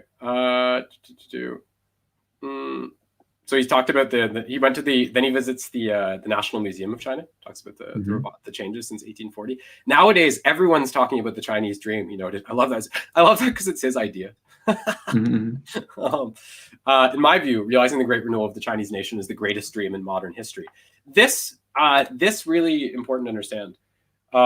Like in very kind of apocalyptic terms, you know, so the Chinese dream, as we already discussed, is not just an individual dream. Like it intersects with the American dream in certain ways, as it's defined by Xi, but it's also a collective dream of national renewal after the 100 years of shame. the British Opium Wars and all this prior to Mao's takeover. So it's like, if you look at that, but it's connected with another idea, which is this idea that which I think is a powerful national idea in China, which is this idea that, and I think in the world to some extent, but it's this idea that for the world to, because you got to understand, probably for, 17 of the last 20 centuries, China was the most powerful country in the world, right? Pretty much, all the time, except for, maybe there was a century of exception before that, but really European colonization was the break. And it's this idea that for everything, it's this kind of redemptive vision. It's this idea that for everything to be right in the world, right? China has to again become the most powerful country in the world. So this is also what he's talking about when he says the Chinese dream, right? It's the idea, which if you think about it, and if you try to allegorize what it means, if you try to analyze what it means, right? It also means the idea of the end of colonialism, right? Because this is very connected. It's the idea once, because if you China's the most populous country for a long time. It's been the most populous country, right? So if you think of a world in which wealth isn't dramatically and equitably distributed between countries, the natural consequence would be China being the most powerful country in the world, right? Well, why is wealth so radically inequitably distributed between regions? Because of colonialism. So in this narrative, the natural consequence of the end of recovery from colonialism and imperialism instigated by Europe is China taking its position, at the top of the table, right? Does that make sense? Yeah. Okay. So we go. So Xi, it's a talk series. He opposes blind focus on growth. He stresses the idea that all power belongs to the people. Cultural development, blah blah, foster national spirit. Social development. Taking into improving while taking into consideration the country's actual circumstances, very vague, but we discussed about the coal thing versus green energy would be a good example of that. And the next one's ecology, actually, emphasizing a national strategy of resource conservation, environmental protection, and sustainable pattern of development. And it interesting here, it talks about his well-rounded political career, right? It talks about, it actually cites explicitly the different places he's went, which is something he did intentionally because he wanted to cast himself as a leader whose experience wasn't limited to, hobnobbing with sort of other high-level officials in big cities, right? His big thing before he became a leader was being mayor of Shanghai, right? That was his ticket, kind of so he was in the provinces of Shaanxi, Hebei, Fujian, and Zhejiang before came to Beijing to chair the routine work of the CPC Secretariat. I think he was mayor of Shanghai. I'll double check that. I'm pretty sure that's true. So yeah, worms can only grow in something rotten. I told you with this worms metaphor, which is always used to describe corruption. Some committee work. Had a connection with the armed forces since his early days. After graduating from university, which is funny, right? Because it's which time? I think he has 3 degrees or something like that. I think he has. You want to double check it on Wikipedia? I think he has his ideological education BA, and I think he has a master's in chemical engineering and another master's in ideology. If I'm not. Let's see. I don't know if that's the title, master's in ideology. Let's see. Tsinghua. So he went to the best school in the country, by the way. That's their Harvard. Better today than back then, obviously, but yeah, he studied chemical engineering at Beijing student. Okay, so I think he did do another BA. He studied chemical engineering at Beijing Tsinghua University as a worker, peasant, soldier student. The engineering majors there spent about 15% of their time studying Marxism, Leninism, Mao Zedong thought, and 5% of their time doing farm work and learning from the People's Liberations Army. I don't know. I have to dissect this whole account. But anyway, yeah. But he did go back later, I read. He did a master's in ideological education. So I don't know exactly what after he finished school means, but because I think he went back when he was an adult and did got a master's at Tsinghua politics. Yeah, I just saw something interesting. Apparently, he made a remark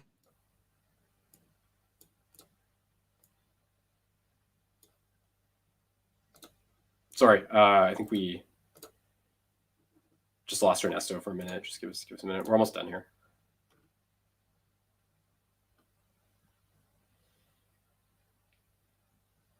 Yeah, so it talks here about how he was the son of Xi Jinping, which is the communist revolutionary I told you about, and how.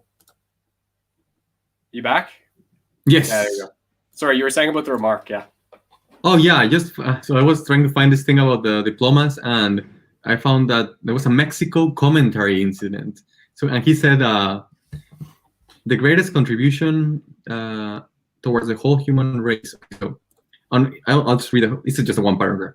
On 11th February, while visiting Mexico, Xi spoke in front of a group of overseas Chinese and explained China's contributions during the international financial crisis.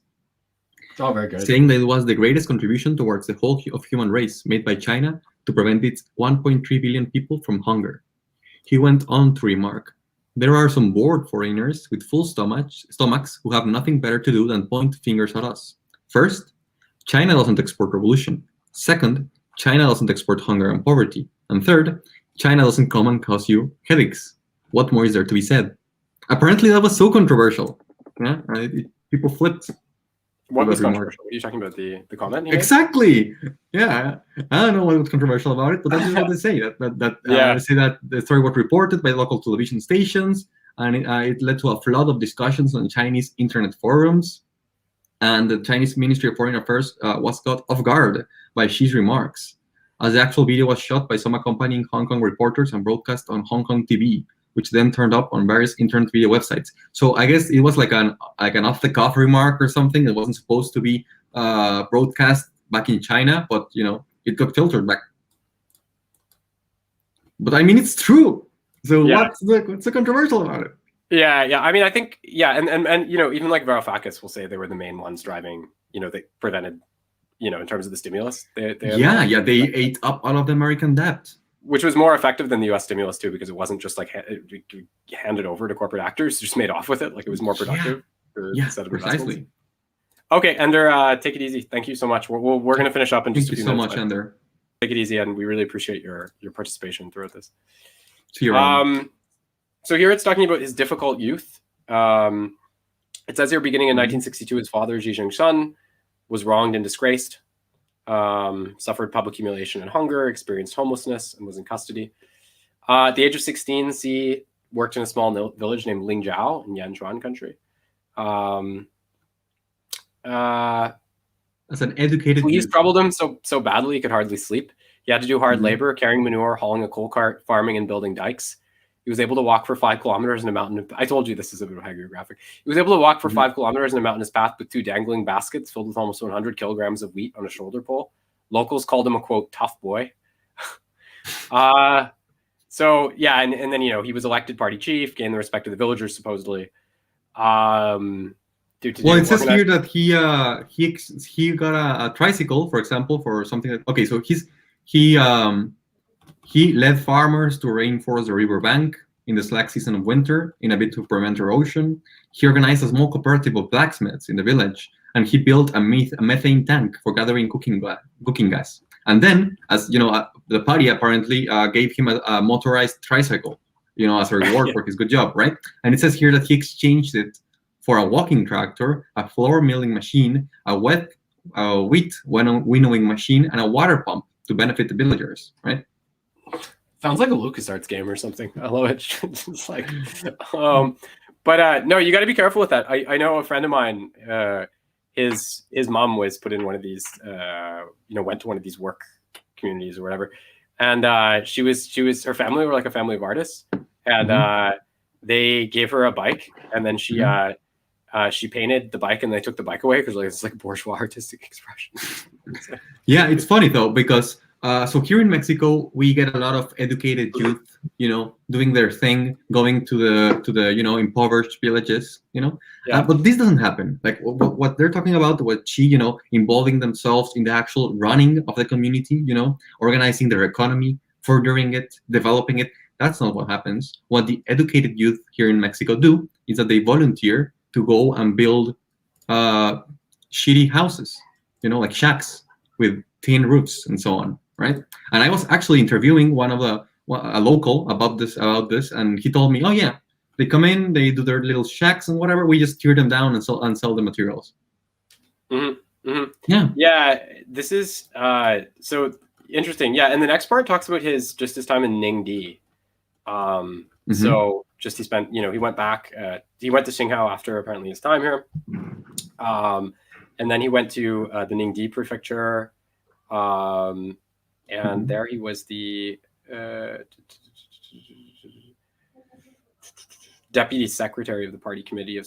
Okay, it talks a little bit about different promotions here, but he sort of became party secretary of the Ningdi prefecture in 1988, and then he went out there and just did a fantastic job in general. Helped thousands of farmers in Ningdi renovate dilapidated thatched huts, build houses for fishermen who used to live on boats. They were met with 700 petitions in 2 days at one point and dealt with. Yeah, that's interesting because it says up top that he took the lead in the country in establishing a system for officials to meet petitioners face to face, and through that system, he attended 700 petitioners in 2 days. Yeah, this is he also wrote 232 articles for the Zhejiang Daily.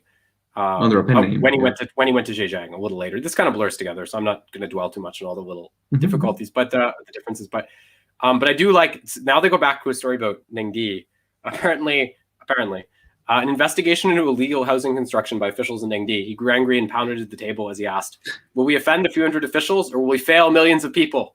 So there you go. Leader with foresight, this section is called.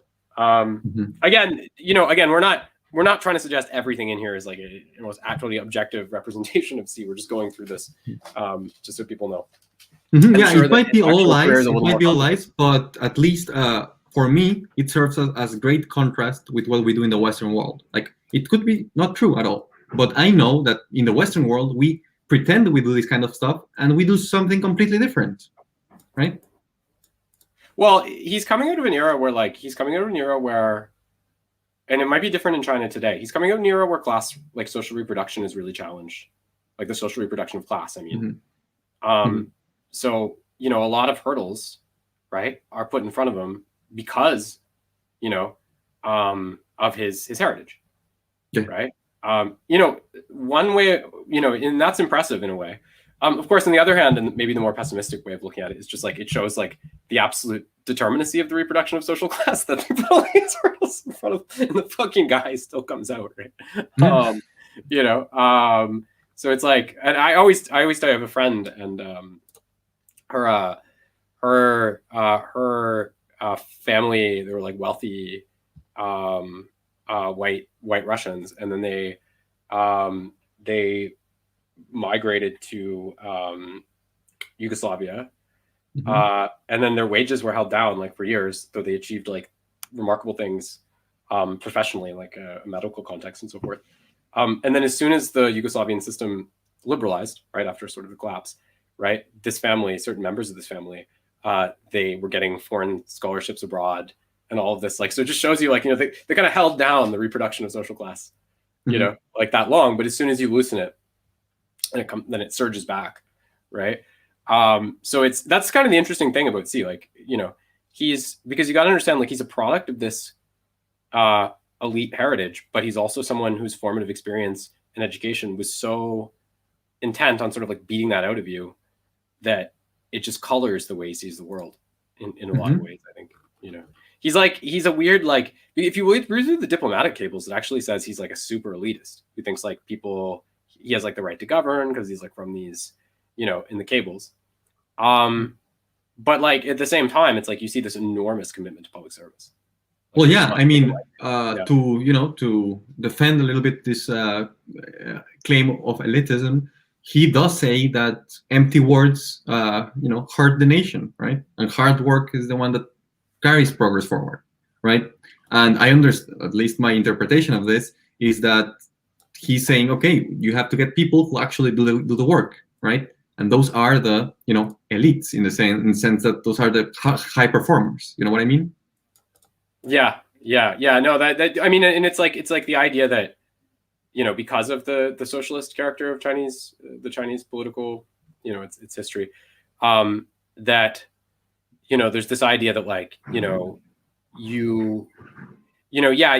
may have the right to govern, but if we do, it's something that's like earned and renewed every day, right? That's the tension between the elitism and them, precisely, yeah.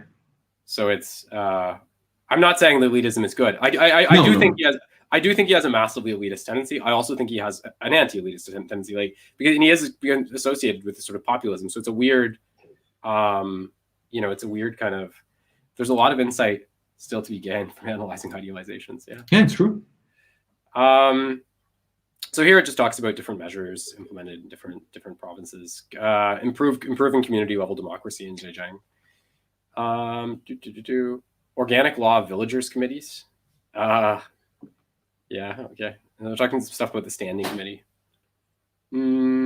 Shanghai was, this is it. Shanghai was Xi's last local post before he was promoted to the central leadership, despite a relatively short term in the country's financial hub. And because that was actually the early 90s. They built like that was, I don't know if you remember that, like in the Deng thing, because Deng was there in the early 90s and he self-criticizes for not doing more to open up Shanghai earlier. But it's what's the name of it? It's the Puyang district, I think, in Shanghai. That's where now is the center of finance in continental mainland China. So the so Shanghai was the last place he was in, and he wasn't there for long because soon after he arrived, he got sort of promoted. And there's a weird thing in Shanghai. Like I think in Shanghai he also just like disappeared for a few weeks. It was doing that's actually right here after the Mexico commentary incident. It says, should I read it? Yeah, sure. A few months before his ascendancy to the party leadership, Xi. Oh wait, this is 2012, so maybe it's not bad. Yeah. Do you want me to read it too? It's a different thing, but it's interesting. Is it about Shanghai? What is it? It's about. Doesn't say it's about anything. Yeah. Okay, just read it. Whatever. Yeah. Okay. So Xi disappeared from official media coverage for several weeks, beginning on the 1st of September 2012. On the 4th of September, he canceled a meeting with U.S. Secretary of State Hillary Clinton, and later canceled a meeting with Singapore's Prime Minister Lee Hsien Loong, and a top Russian official. It was said that Xi effectively went on strike, quote unquote, in preparation for the power transition in order to install political allies in key roles. The Washington Post reported from a single source that Xi may have been injured in an altercation during a meeting of the Red Second Generation, which turned violent. That's it. Yeah. So there's 3 possible interpretations that are assigned to that weird disappearance, right? Which I've read. And look, this is all sort of criminology, but the 3 possible interpretations: 1, he went on strike to try to get his own people appointed. 2, that he basically got in a bar fight and he was injured and he didn't want to which is also there, right? So maybe, and 3, because I think he does have like kind of a brawler side. So that's sort of, and 3, the third interpretation was that he confined himself to low-level work because he could see that he was on the cusp of a major promotion and he didn't want to do anything to put himself at risk of jeopardizing that ascension, precarious as these things can be in China. So those are the 3 possible interpretations. Maybe one is true, maybe none are true, maybe more than one is true. I don't know. But I do like the bar fight one. I think it's funny. It does say here that he might have gone into a fight with the princelings, which you mentioned. Yeah. You're like, I love that. Just like see it scrapping with the princelings. Like, actually, I think you hear about this stuff in like the UK too, right? You hear like these fights breaking out in like the Oxbridge, sort of like the Eton, like Oxbridge dining clubs and stuff. So because there's a whole culture of like, I think like a little debauchery, that sort of prevails in some of those elite places. So in a winter's day in 1983, he traveled to invite an expert in medicinal cosmetics to work in Zhengding. Without a full address for the expert, he went from door to door asking for help, and finally found him that evening by shouting his name in the street near his home. This is like a movie. I want to see that movie. I want to see Xi goes to Stiju Zhang. I just want a day. Like those romantic, like it's like a rom-com, Yeah. Just Xi and the expert talked until midnight. The man finally accepted the offer. He later created more than RMB 300,000 revenues for the country later. Okay. I love these stories. They're funny. So he talked, blah, blah, blah, blah, blah. When serving in Fuzhou, he helped attract companies from Taiwan. In 92, he took the lead in the country to apply the management mode of foreign-funded enterprises to 12 large and medium state-owned enterprises, a pilot project, which is funny, actually, because earlier he talked about the need to update the management strategies of state-owned enterprises and adopt certain private sector management strategies. He rendered government agencies more efficient in Fujian, cuts, of course. In August 2002, we published an article about market-oriented development in Xinjiang.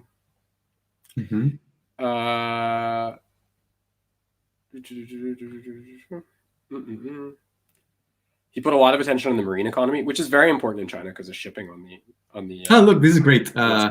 To achieve these goals, he carried out individual case studies and attended to general planning.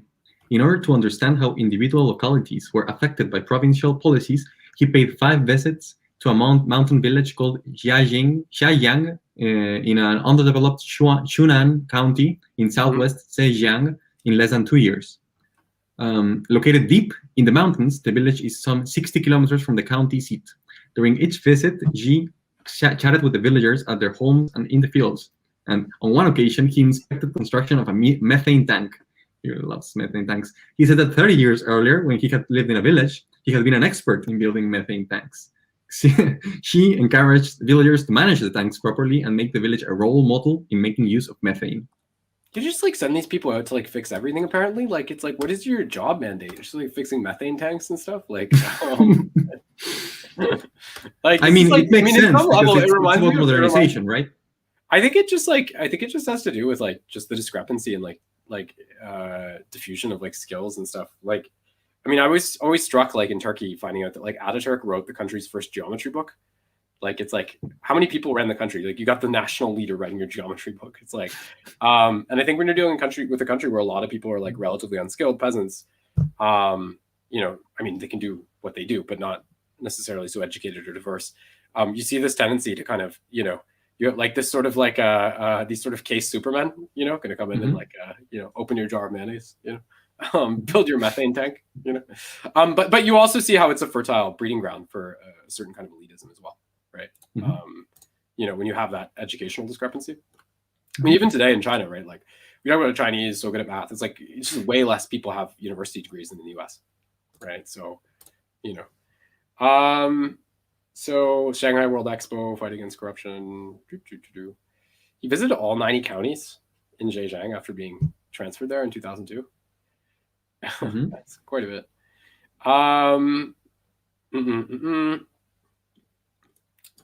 So he talked about how we need to interact with other countries, blah, blah. I'm just kind of avoiding the parts that are just kind of mindless praise. I don't know if it's possible to really filter, given the nature and tone of this, but yeah. He pledged peaceful development in Singapore. Pledged to keep peace with the States, Russia, China, pursued China-Africa cooperation. Latin America also. Saudi Arabia. They launched Year of the Chinese Language in Russia with Putin. Borrowed a line from, I do like this one. When he was in the US, he borrowed a line from the Chinese TV drama Monkey King, which of course goes back to the classic novels, right? Journey to the West, Goku, right? All that stuff. Yeah. To diffuse the gravity of the bilateral issue. The road is right under our feet, he said. Okay. I like how they say how people reacted to it, right? Does it say what the people said? Oh, what did they say? I don't know. I lost the paragraph, but it doesn't. Okay. It doesn't. It just says because in another place it says, "Oh yeah, he said something." People laughed. I'm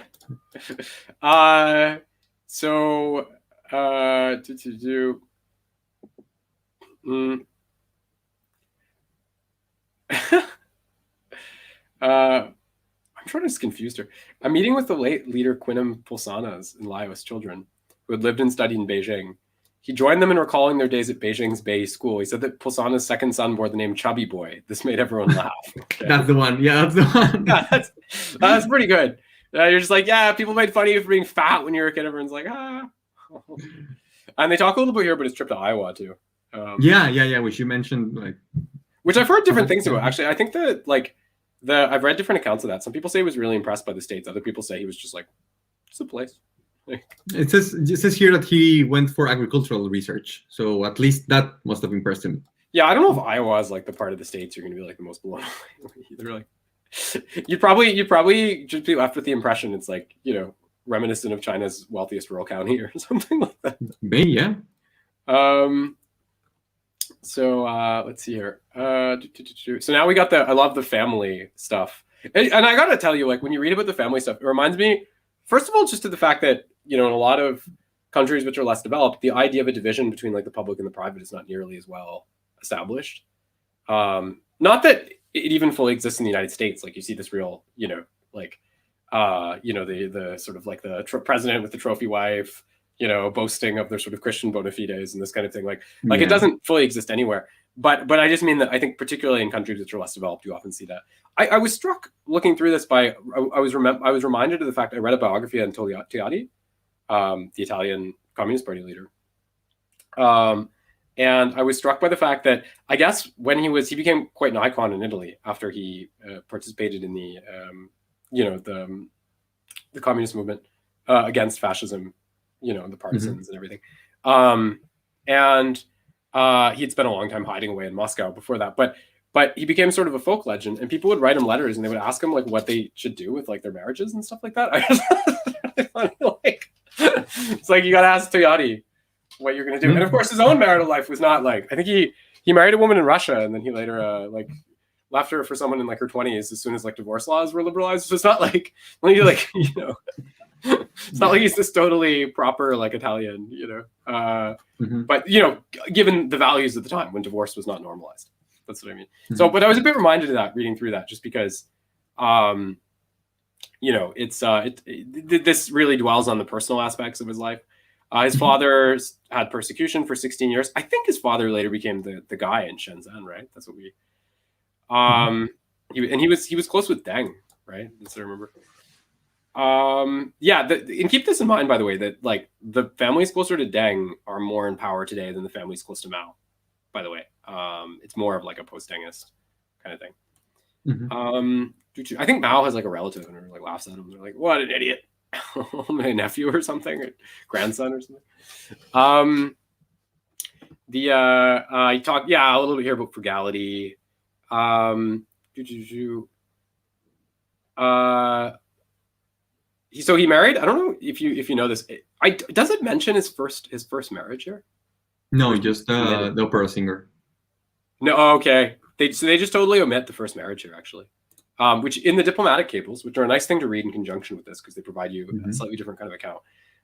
In the diplomatic cables, they talk about how he was married first. Who was his first wife? One second. Ke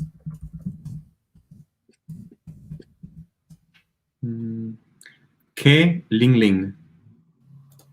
Yeah. Okay. And I can see divorced 5 years before marrying Peng.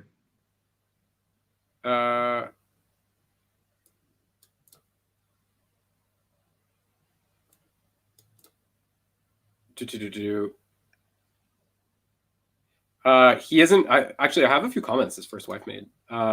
Okay. I still think he's an honest person. This is something I always valued in him. Before, I thought he was too stubborn. Perhaps because our time together was so short, I didn't really understand him. Looking back now, a lot of the things he did were actually right, but I was too young and impulsive. He isn't an idealist. He does things according to plan, step by step. I am perhaps more of an idealist. After all, women love men who understand romance. But Xi wasn't.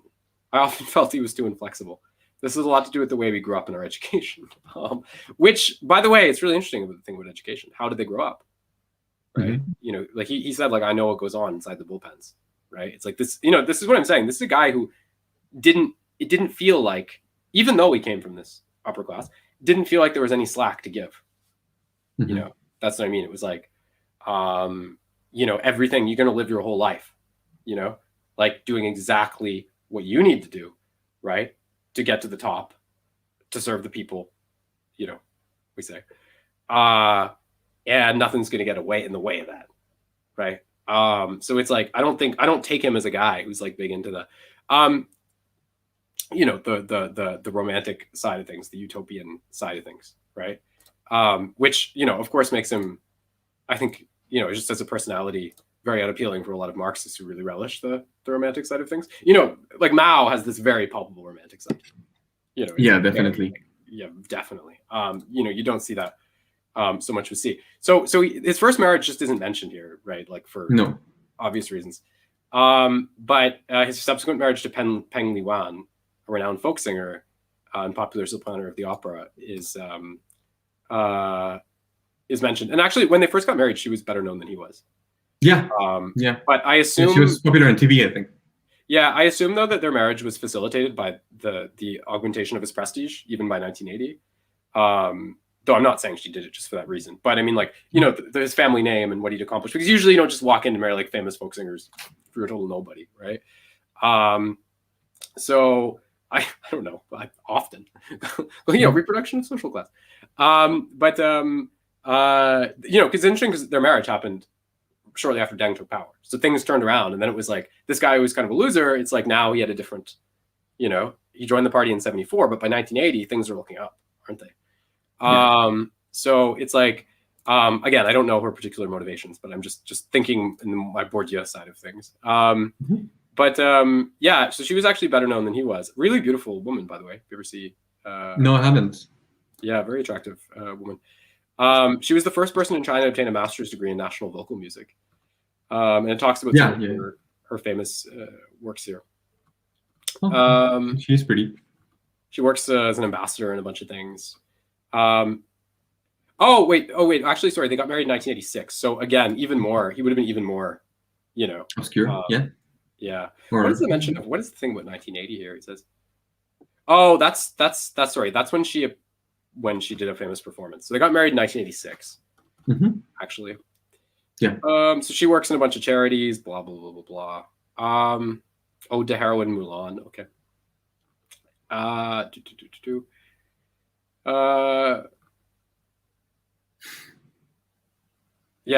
To Peng, Xi is both a unique and a very ordinary person, which I think is pretty much what I take away from this whole profile, right? Like just about like the simultaneous existence of these like very,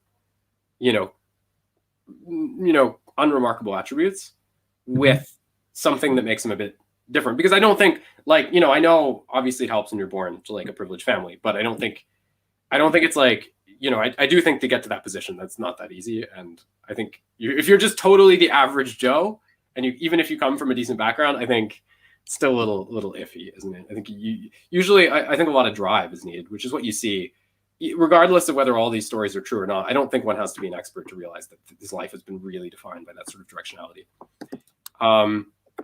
But for Peng, Xi is both a unique and a very ordinary person.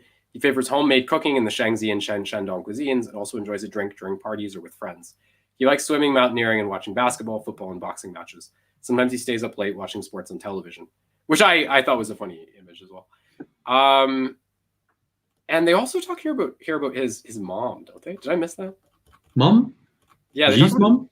Yeah, don't they talk about his mom at some point? Did I miss that? No, I don't think they did. Wait, 1 second. Yeah, go ahead. Oh yeah, they have it here. Xi's mother, Guijing, nearly 90 years of age, is also a veteran revolutionary and party member. A dutiful son, Xi often strolls and chats with his mother, holding her by the hand, and regularly makes time to dine with her. I love that. I just love that bit there. It's so funny. Dutiful son. He spends time with his mom. He'll be a bad guy. So yeah, I mean, I do find it. I realize like there's a risk. If we spend this much time summarizing something, it can seem like we're just sort of diffusing propaganda. But I think just try to read between the lines. I think it's really interesting what these representations foreground, right? Yeah. And why they're doing that. And I don't think it's a totally. I think probably it's exaggerated. I don't think, and there are substantial omissions. I think his life is probably darker than maybe what's suggested there, which is sort of alluded to, but not totally. But I do think what the diplomatic cables from the U.S. government said, right? They said ambitious. What is this? Sorry, ambitious survivor of the Cultural Revolution. I mean, I think that that really hits on it. That's what I would say would be the unique side of his personality, right? And then I think you have the side that I don't think it's not about being the smartest guy in the room or anything like that. It's just about kind of coming from the right kind of background, and then having the kind of drive and grit to overcome, the hurdles that were erected intentionally, right, because of the attempts to redefine the contours of class society in the Cultural Revolution, right? And let's be clear, like it's only because of the restoration of these sort of vested privileges, it's only because of that in the Deng era that Xi's dramatic ascent is enabled to this degree, right? So it's a complex historical phenomenon. But how odd to think that somebody who was exposed to these things as a kid, and who had his career enabled in so many ways by the opening up, also is there regularly channeling these Maoist messaging and so forth, and really stressing that side of the party. I mean, I just think that as regards him, I just think that I think those experiences had, quote, the intended effect in some respects of, achieving, his sort of ideological, I'm not going to say makeover because his dad was already a revolutionary, but reinforcing, those values, right? Yeah. And that comes across strongly. So with that done, we're nearing on 2 hours, and I think we're just about done this whole group, and it's been crazy. It's 18 sessions. I just want to say finally something to distill from all this. Again, I said it before, but look, it's been a lot of highs, a lot of lows in the Chinese modern project, from 49 onward. And I don't want to trivialize the mistakes. I don't want to trivialize the violence. I don't want to trivialize any of that.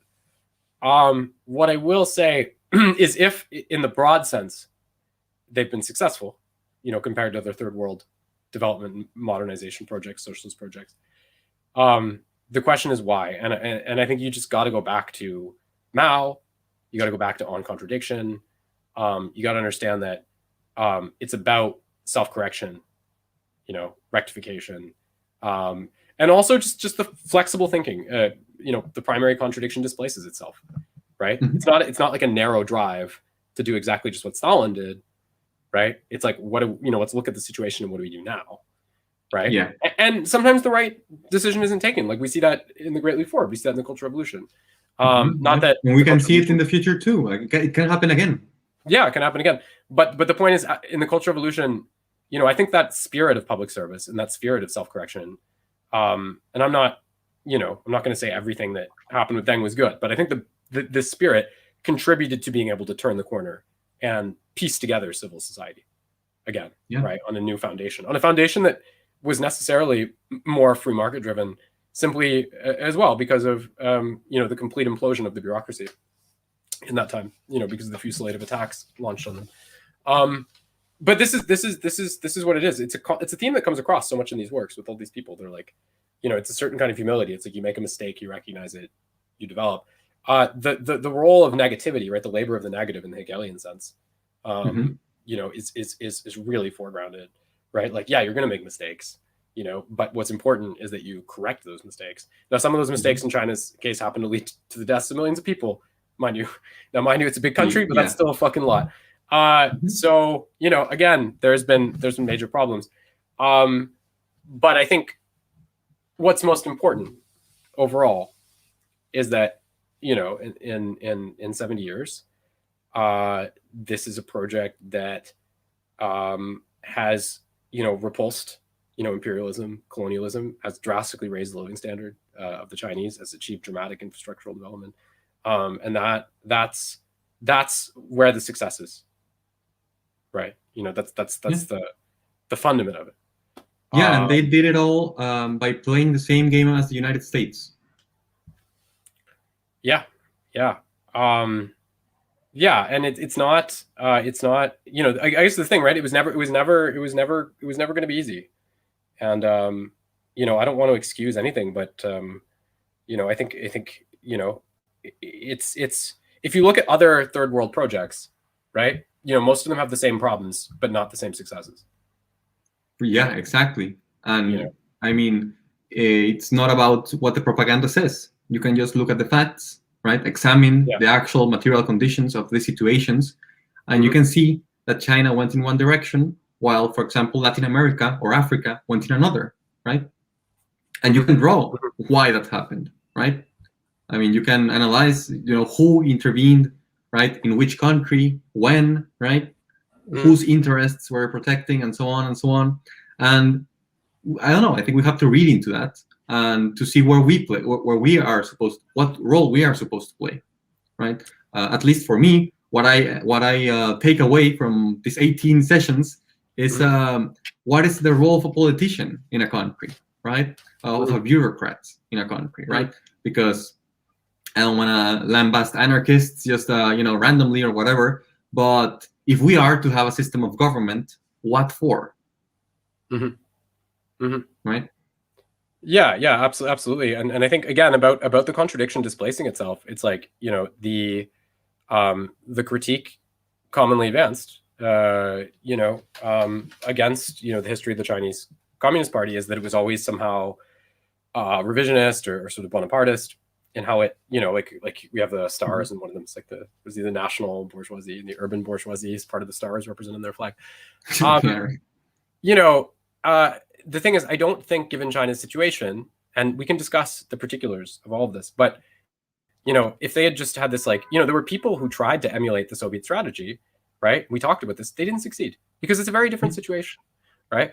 So I'm not saying that everything that was done is good, but what I am saying is that there had to be an adaptation, right? Which is why the on contradiction becomes such a decisive essay, because then once you can conceive of the contradiction as being displaced. And I do like what Zizek says, that maybe today the environment, you know, is our our primary contradiction. But I think you know, it's like you know, you have to have that kind of flexibility. And if you talk about these things, like, you know, people will say, oh, well, like anti-imperialism, that's not the same as communism, right? And it's like, but like, then you really get into it. Like, let's go and read Lenin, right? Who takes from Hilferding on this issue, right? It's like, it's directly connected with, you know, monopolization, the tendency of the rate of profit to fall, right? You know, if you can't exploit cheap labor in other countries, right, and you're a capitalist country, it's harder to offset the falling rate of the profit, which destabilizes your own system, right? You know, like they've remarked in Europe, you know, countries that failed to colonize became socialist, right? So, you know, again, it's like, yeah, these might not be the same things, but there's a pretty fucking deep connection between them, right? And that's the problem, right? Is people want to artificially separate this stuff out, right? They want to say, well, that's not communism, right? You know, as if like some one size fits strategy, you know, thing, as if ideas that Marx cooked up in relation to, you know, and described in relation to the most industrialized parts of Europe, right? Or even an abstract representative model, as in Capital, of England, which is the most industrially developed part of Europe, could somehow be applicable directly to China, right? Or that Lenin's writings could somehow be applicable to China. Like, there's lots of things you can get from this, but you can't just take the same thing, right? So I think they've had a very strong backbone in terms of, you know, the socialist tradition and the wisdom that it supplies us with, you know, the direction it supplies us with. But like, you know, it's like what Mao says about that. You can't just worship books, right? You got to make it real. You got to make it part of, you know, the praxis. Right. So maybe that sounds a bit like a cliche, but I'm trying to show you how that can actually alter, you know, the political trajectory of a nation in practice, right? And of course, China did have a big advantage, to be fair, because a big part of China's strength stems from just the size of its population in terms of how they engage with other countries. I mean, sure. Yeah. Well, I was just going to say that, yes, they did have to fight to make sure that they weren't balkanized. So I'm not saying that that's all by coincidence. But also there was a certain kind of, not the same as like a modern nation, but there's a certain kind of like equivocal political unity that I think that helped them assemble the foundations of like a strong, united area. Because like if all Africa is one country, that's a completely different thing to deal with. It's always divide and conquer, right?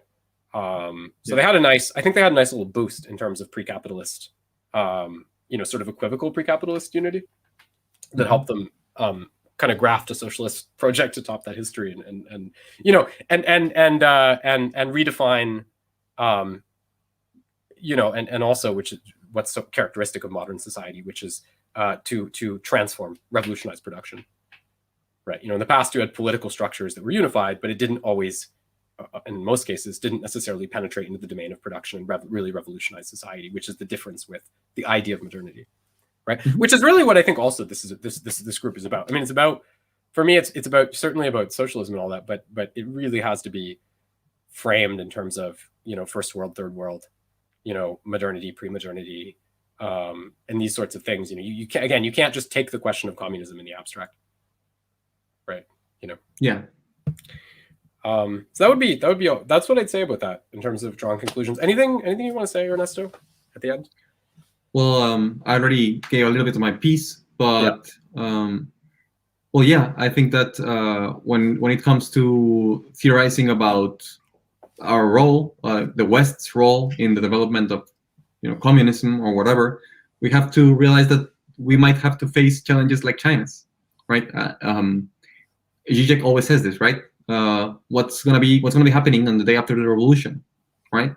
Mm-hmm. And I think that reading this kind of sobers, at least in my case, it sobers me up a little bit to what actually developing socialism looks like.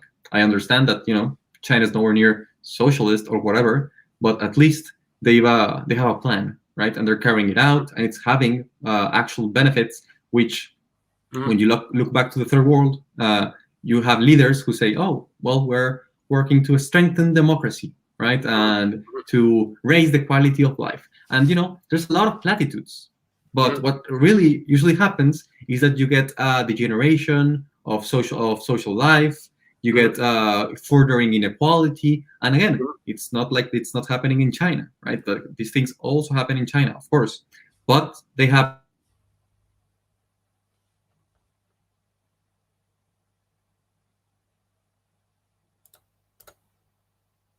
Sorry, Ernesto just dropped out for a minute. Yeah, there we go. You're back. Yeah, continue. Yeah, but what we've read so far, at least, is that they happen in a way that shames China, right? Like it's not what they are trying to do, and instead here, at least in Mexico, in Brazil, in Chile, you're saying, well, that's what we wanted, right? That's what modernity is like. So stop complaining. And that's what I want to do. And China's always been based on the notion of the possibility of political mediation of modernity, right? You see this with the notion of the primary stage of socialism, because there's people who are like, well, if we need to develop, the productive forces, the most efficient way would just be to become capitalists, right? The line of the primary stage of socialism is like,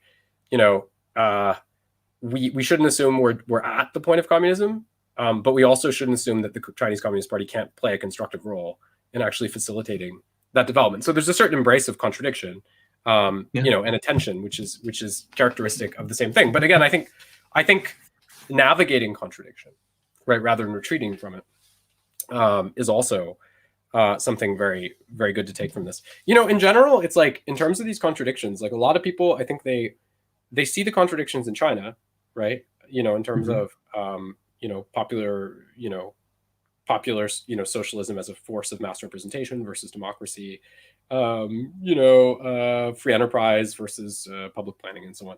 But they're not so conscious of the deep tensions which define politics in the West. I mean, you look at someone like Bernie Sanders, right, saying, well, I'm going to get in and pay for these social programs. Well, when he gets in, is the first thing he's going to be to jettison all rents which are extracted from third world countries in the United States? Because if he did that, which he wouldn't ever, and he hasn't even discussed it, obviously. If he doesn't do that, his social programs for the American working class or whatever are going to be paid for with profits, extracted from, the poorest people in the world at gunpoint, right? So people will say like, oh yeah, China, it's not democratic, but Bernie Sanders, oh, that's great, that's democratic, whatever. And look, I like Sanders. I think what they do in China is interesting in a lot of ways, but the point is, I'm saying, don't assume that you're not in a position of contradiction, right? Or that these, seemingly benign democratic socialist contexts in the West or whatever could ever, spontaneously emancipate themselves from that. They can't, right? We're all part of the same hypocrisy here, right? And it's something we all have to navigate and try to deal with it. And I think an unwillingness to confront that will always manifest as an impotency. An unwillingness to confront contradiction will always manifest as an impotency and an unwillingness to use power, right? Which needs to be used, right? If we're going to, emancipate the working class, so to speak. Yeah, the least we can do is self-criticize. And you can see how that's playing out with Biden, honestly. He just outright refuses to accept any kind of contradiction going on in America. Things are fine, things are getting better, right? We're moving ahead. It's no problem. And that's what cost him his presidency. Yeah, and he also outright refuses to implement anything that's been, advocated by the left-wing bloc, which is in what amounts to one of the most predictable developments in history. But we should wrap this up. Again, I find it interesting that we're concluding this now because it would seem that this sort of Cold War is only going to get more intense. But I want to send for those who've watched here with us for 18 sessions, I just want to say at the end of this, I just want to send a strong message that everyone here at Capital Comrades in this group, I think we can all agree, regardless of our specific positions on China, I think we can all agree that we condemn the escalation of these tensions, and that we quite sincerely hope, that both China and the West, will be able to prosper without conflict in the future. I think it would be reprehensible because most of the aggression is emanating out of the Western side. I think it would be, which isn't to say that China can't be cagey. But I think that it would be reprehensible to take, the wealthiest non-white country, or the most powerful, shall we say, not wealthiest necessarily, but most power per capita. I mean, most wealthiest in absolute terms, most powerful country, non-white country since the beginning of kind of the imperial and colonial cycle, right? And just to say we got to get rid of them, like of course, right? But I'm saying I don't think that's a trajectory that's good for people in the West. I don't think that's a trajectory that's good for the world. Right? No. I mean, they successfully did that in Latin America for decades so far. And we can see the effects of that, right? Like those, the migration waves, right? Those are the effects of that. And just Biden says, oh yeah, we don't care. Well, it's like you don't, it's not something that, it's not something the West has to do. Right? Exactly. It's not that they are not the world police and they need to chill out. Well, it's not something they have to do in the sense that, regardless of whether China ascends or whatever, there may be a gradual change in terms of geopolitical power. But the West is and will remain, far wealthier and more developed than the rest of the world for the foreseeable future. China still has a huge gap to make up. So I'm saying this isn't something that has to be dealt with now or hopefully ever. So we send a strong message here from Capital Comrades in favor of the peaceful resolution of these issues. And we really hope that, mutually constructive coexistence will be possible going forward. So thank you so much for those who've made it through to the end. Thank you, Ernesto. Too bad Timothy wasn't here with us. Thank you, Conrad. And we will see you at the next Capital Comrades reading group. So watch out for that. But I think, given that it's summer, I need a little bit of a break. It's the first thing I'm going to do. Let's get some white boy summer up. And on that racially sensitive note, okay. Well, see you guys and have a great summer. Bye, everyone.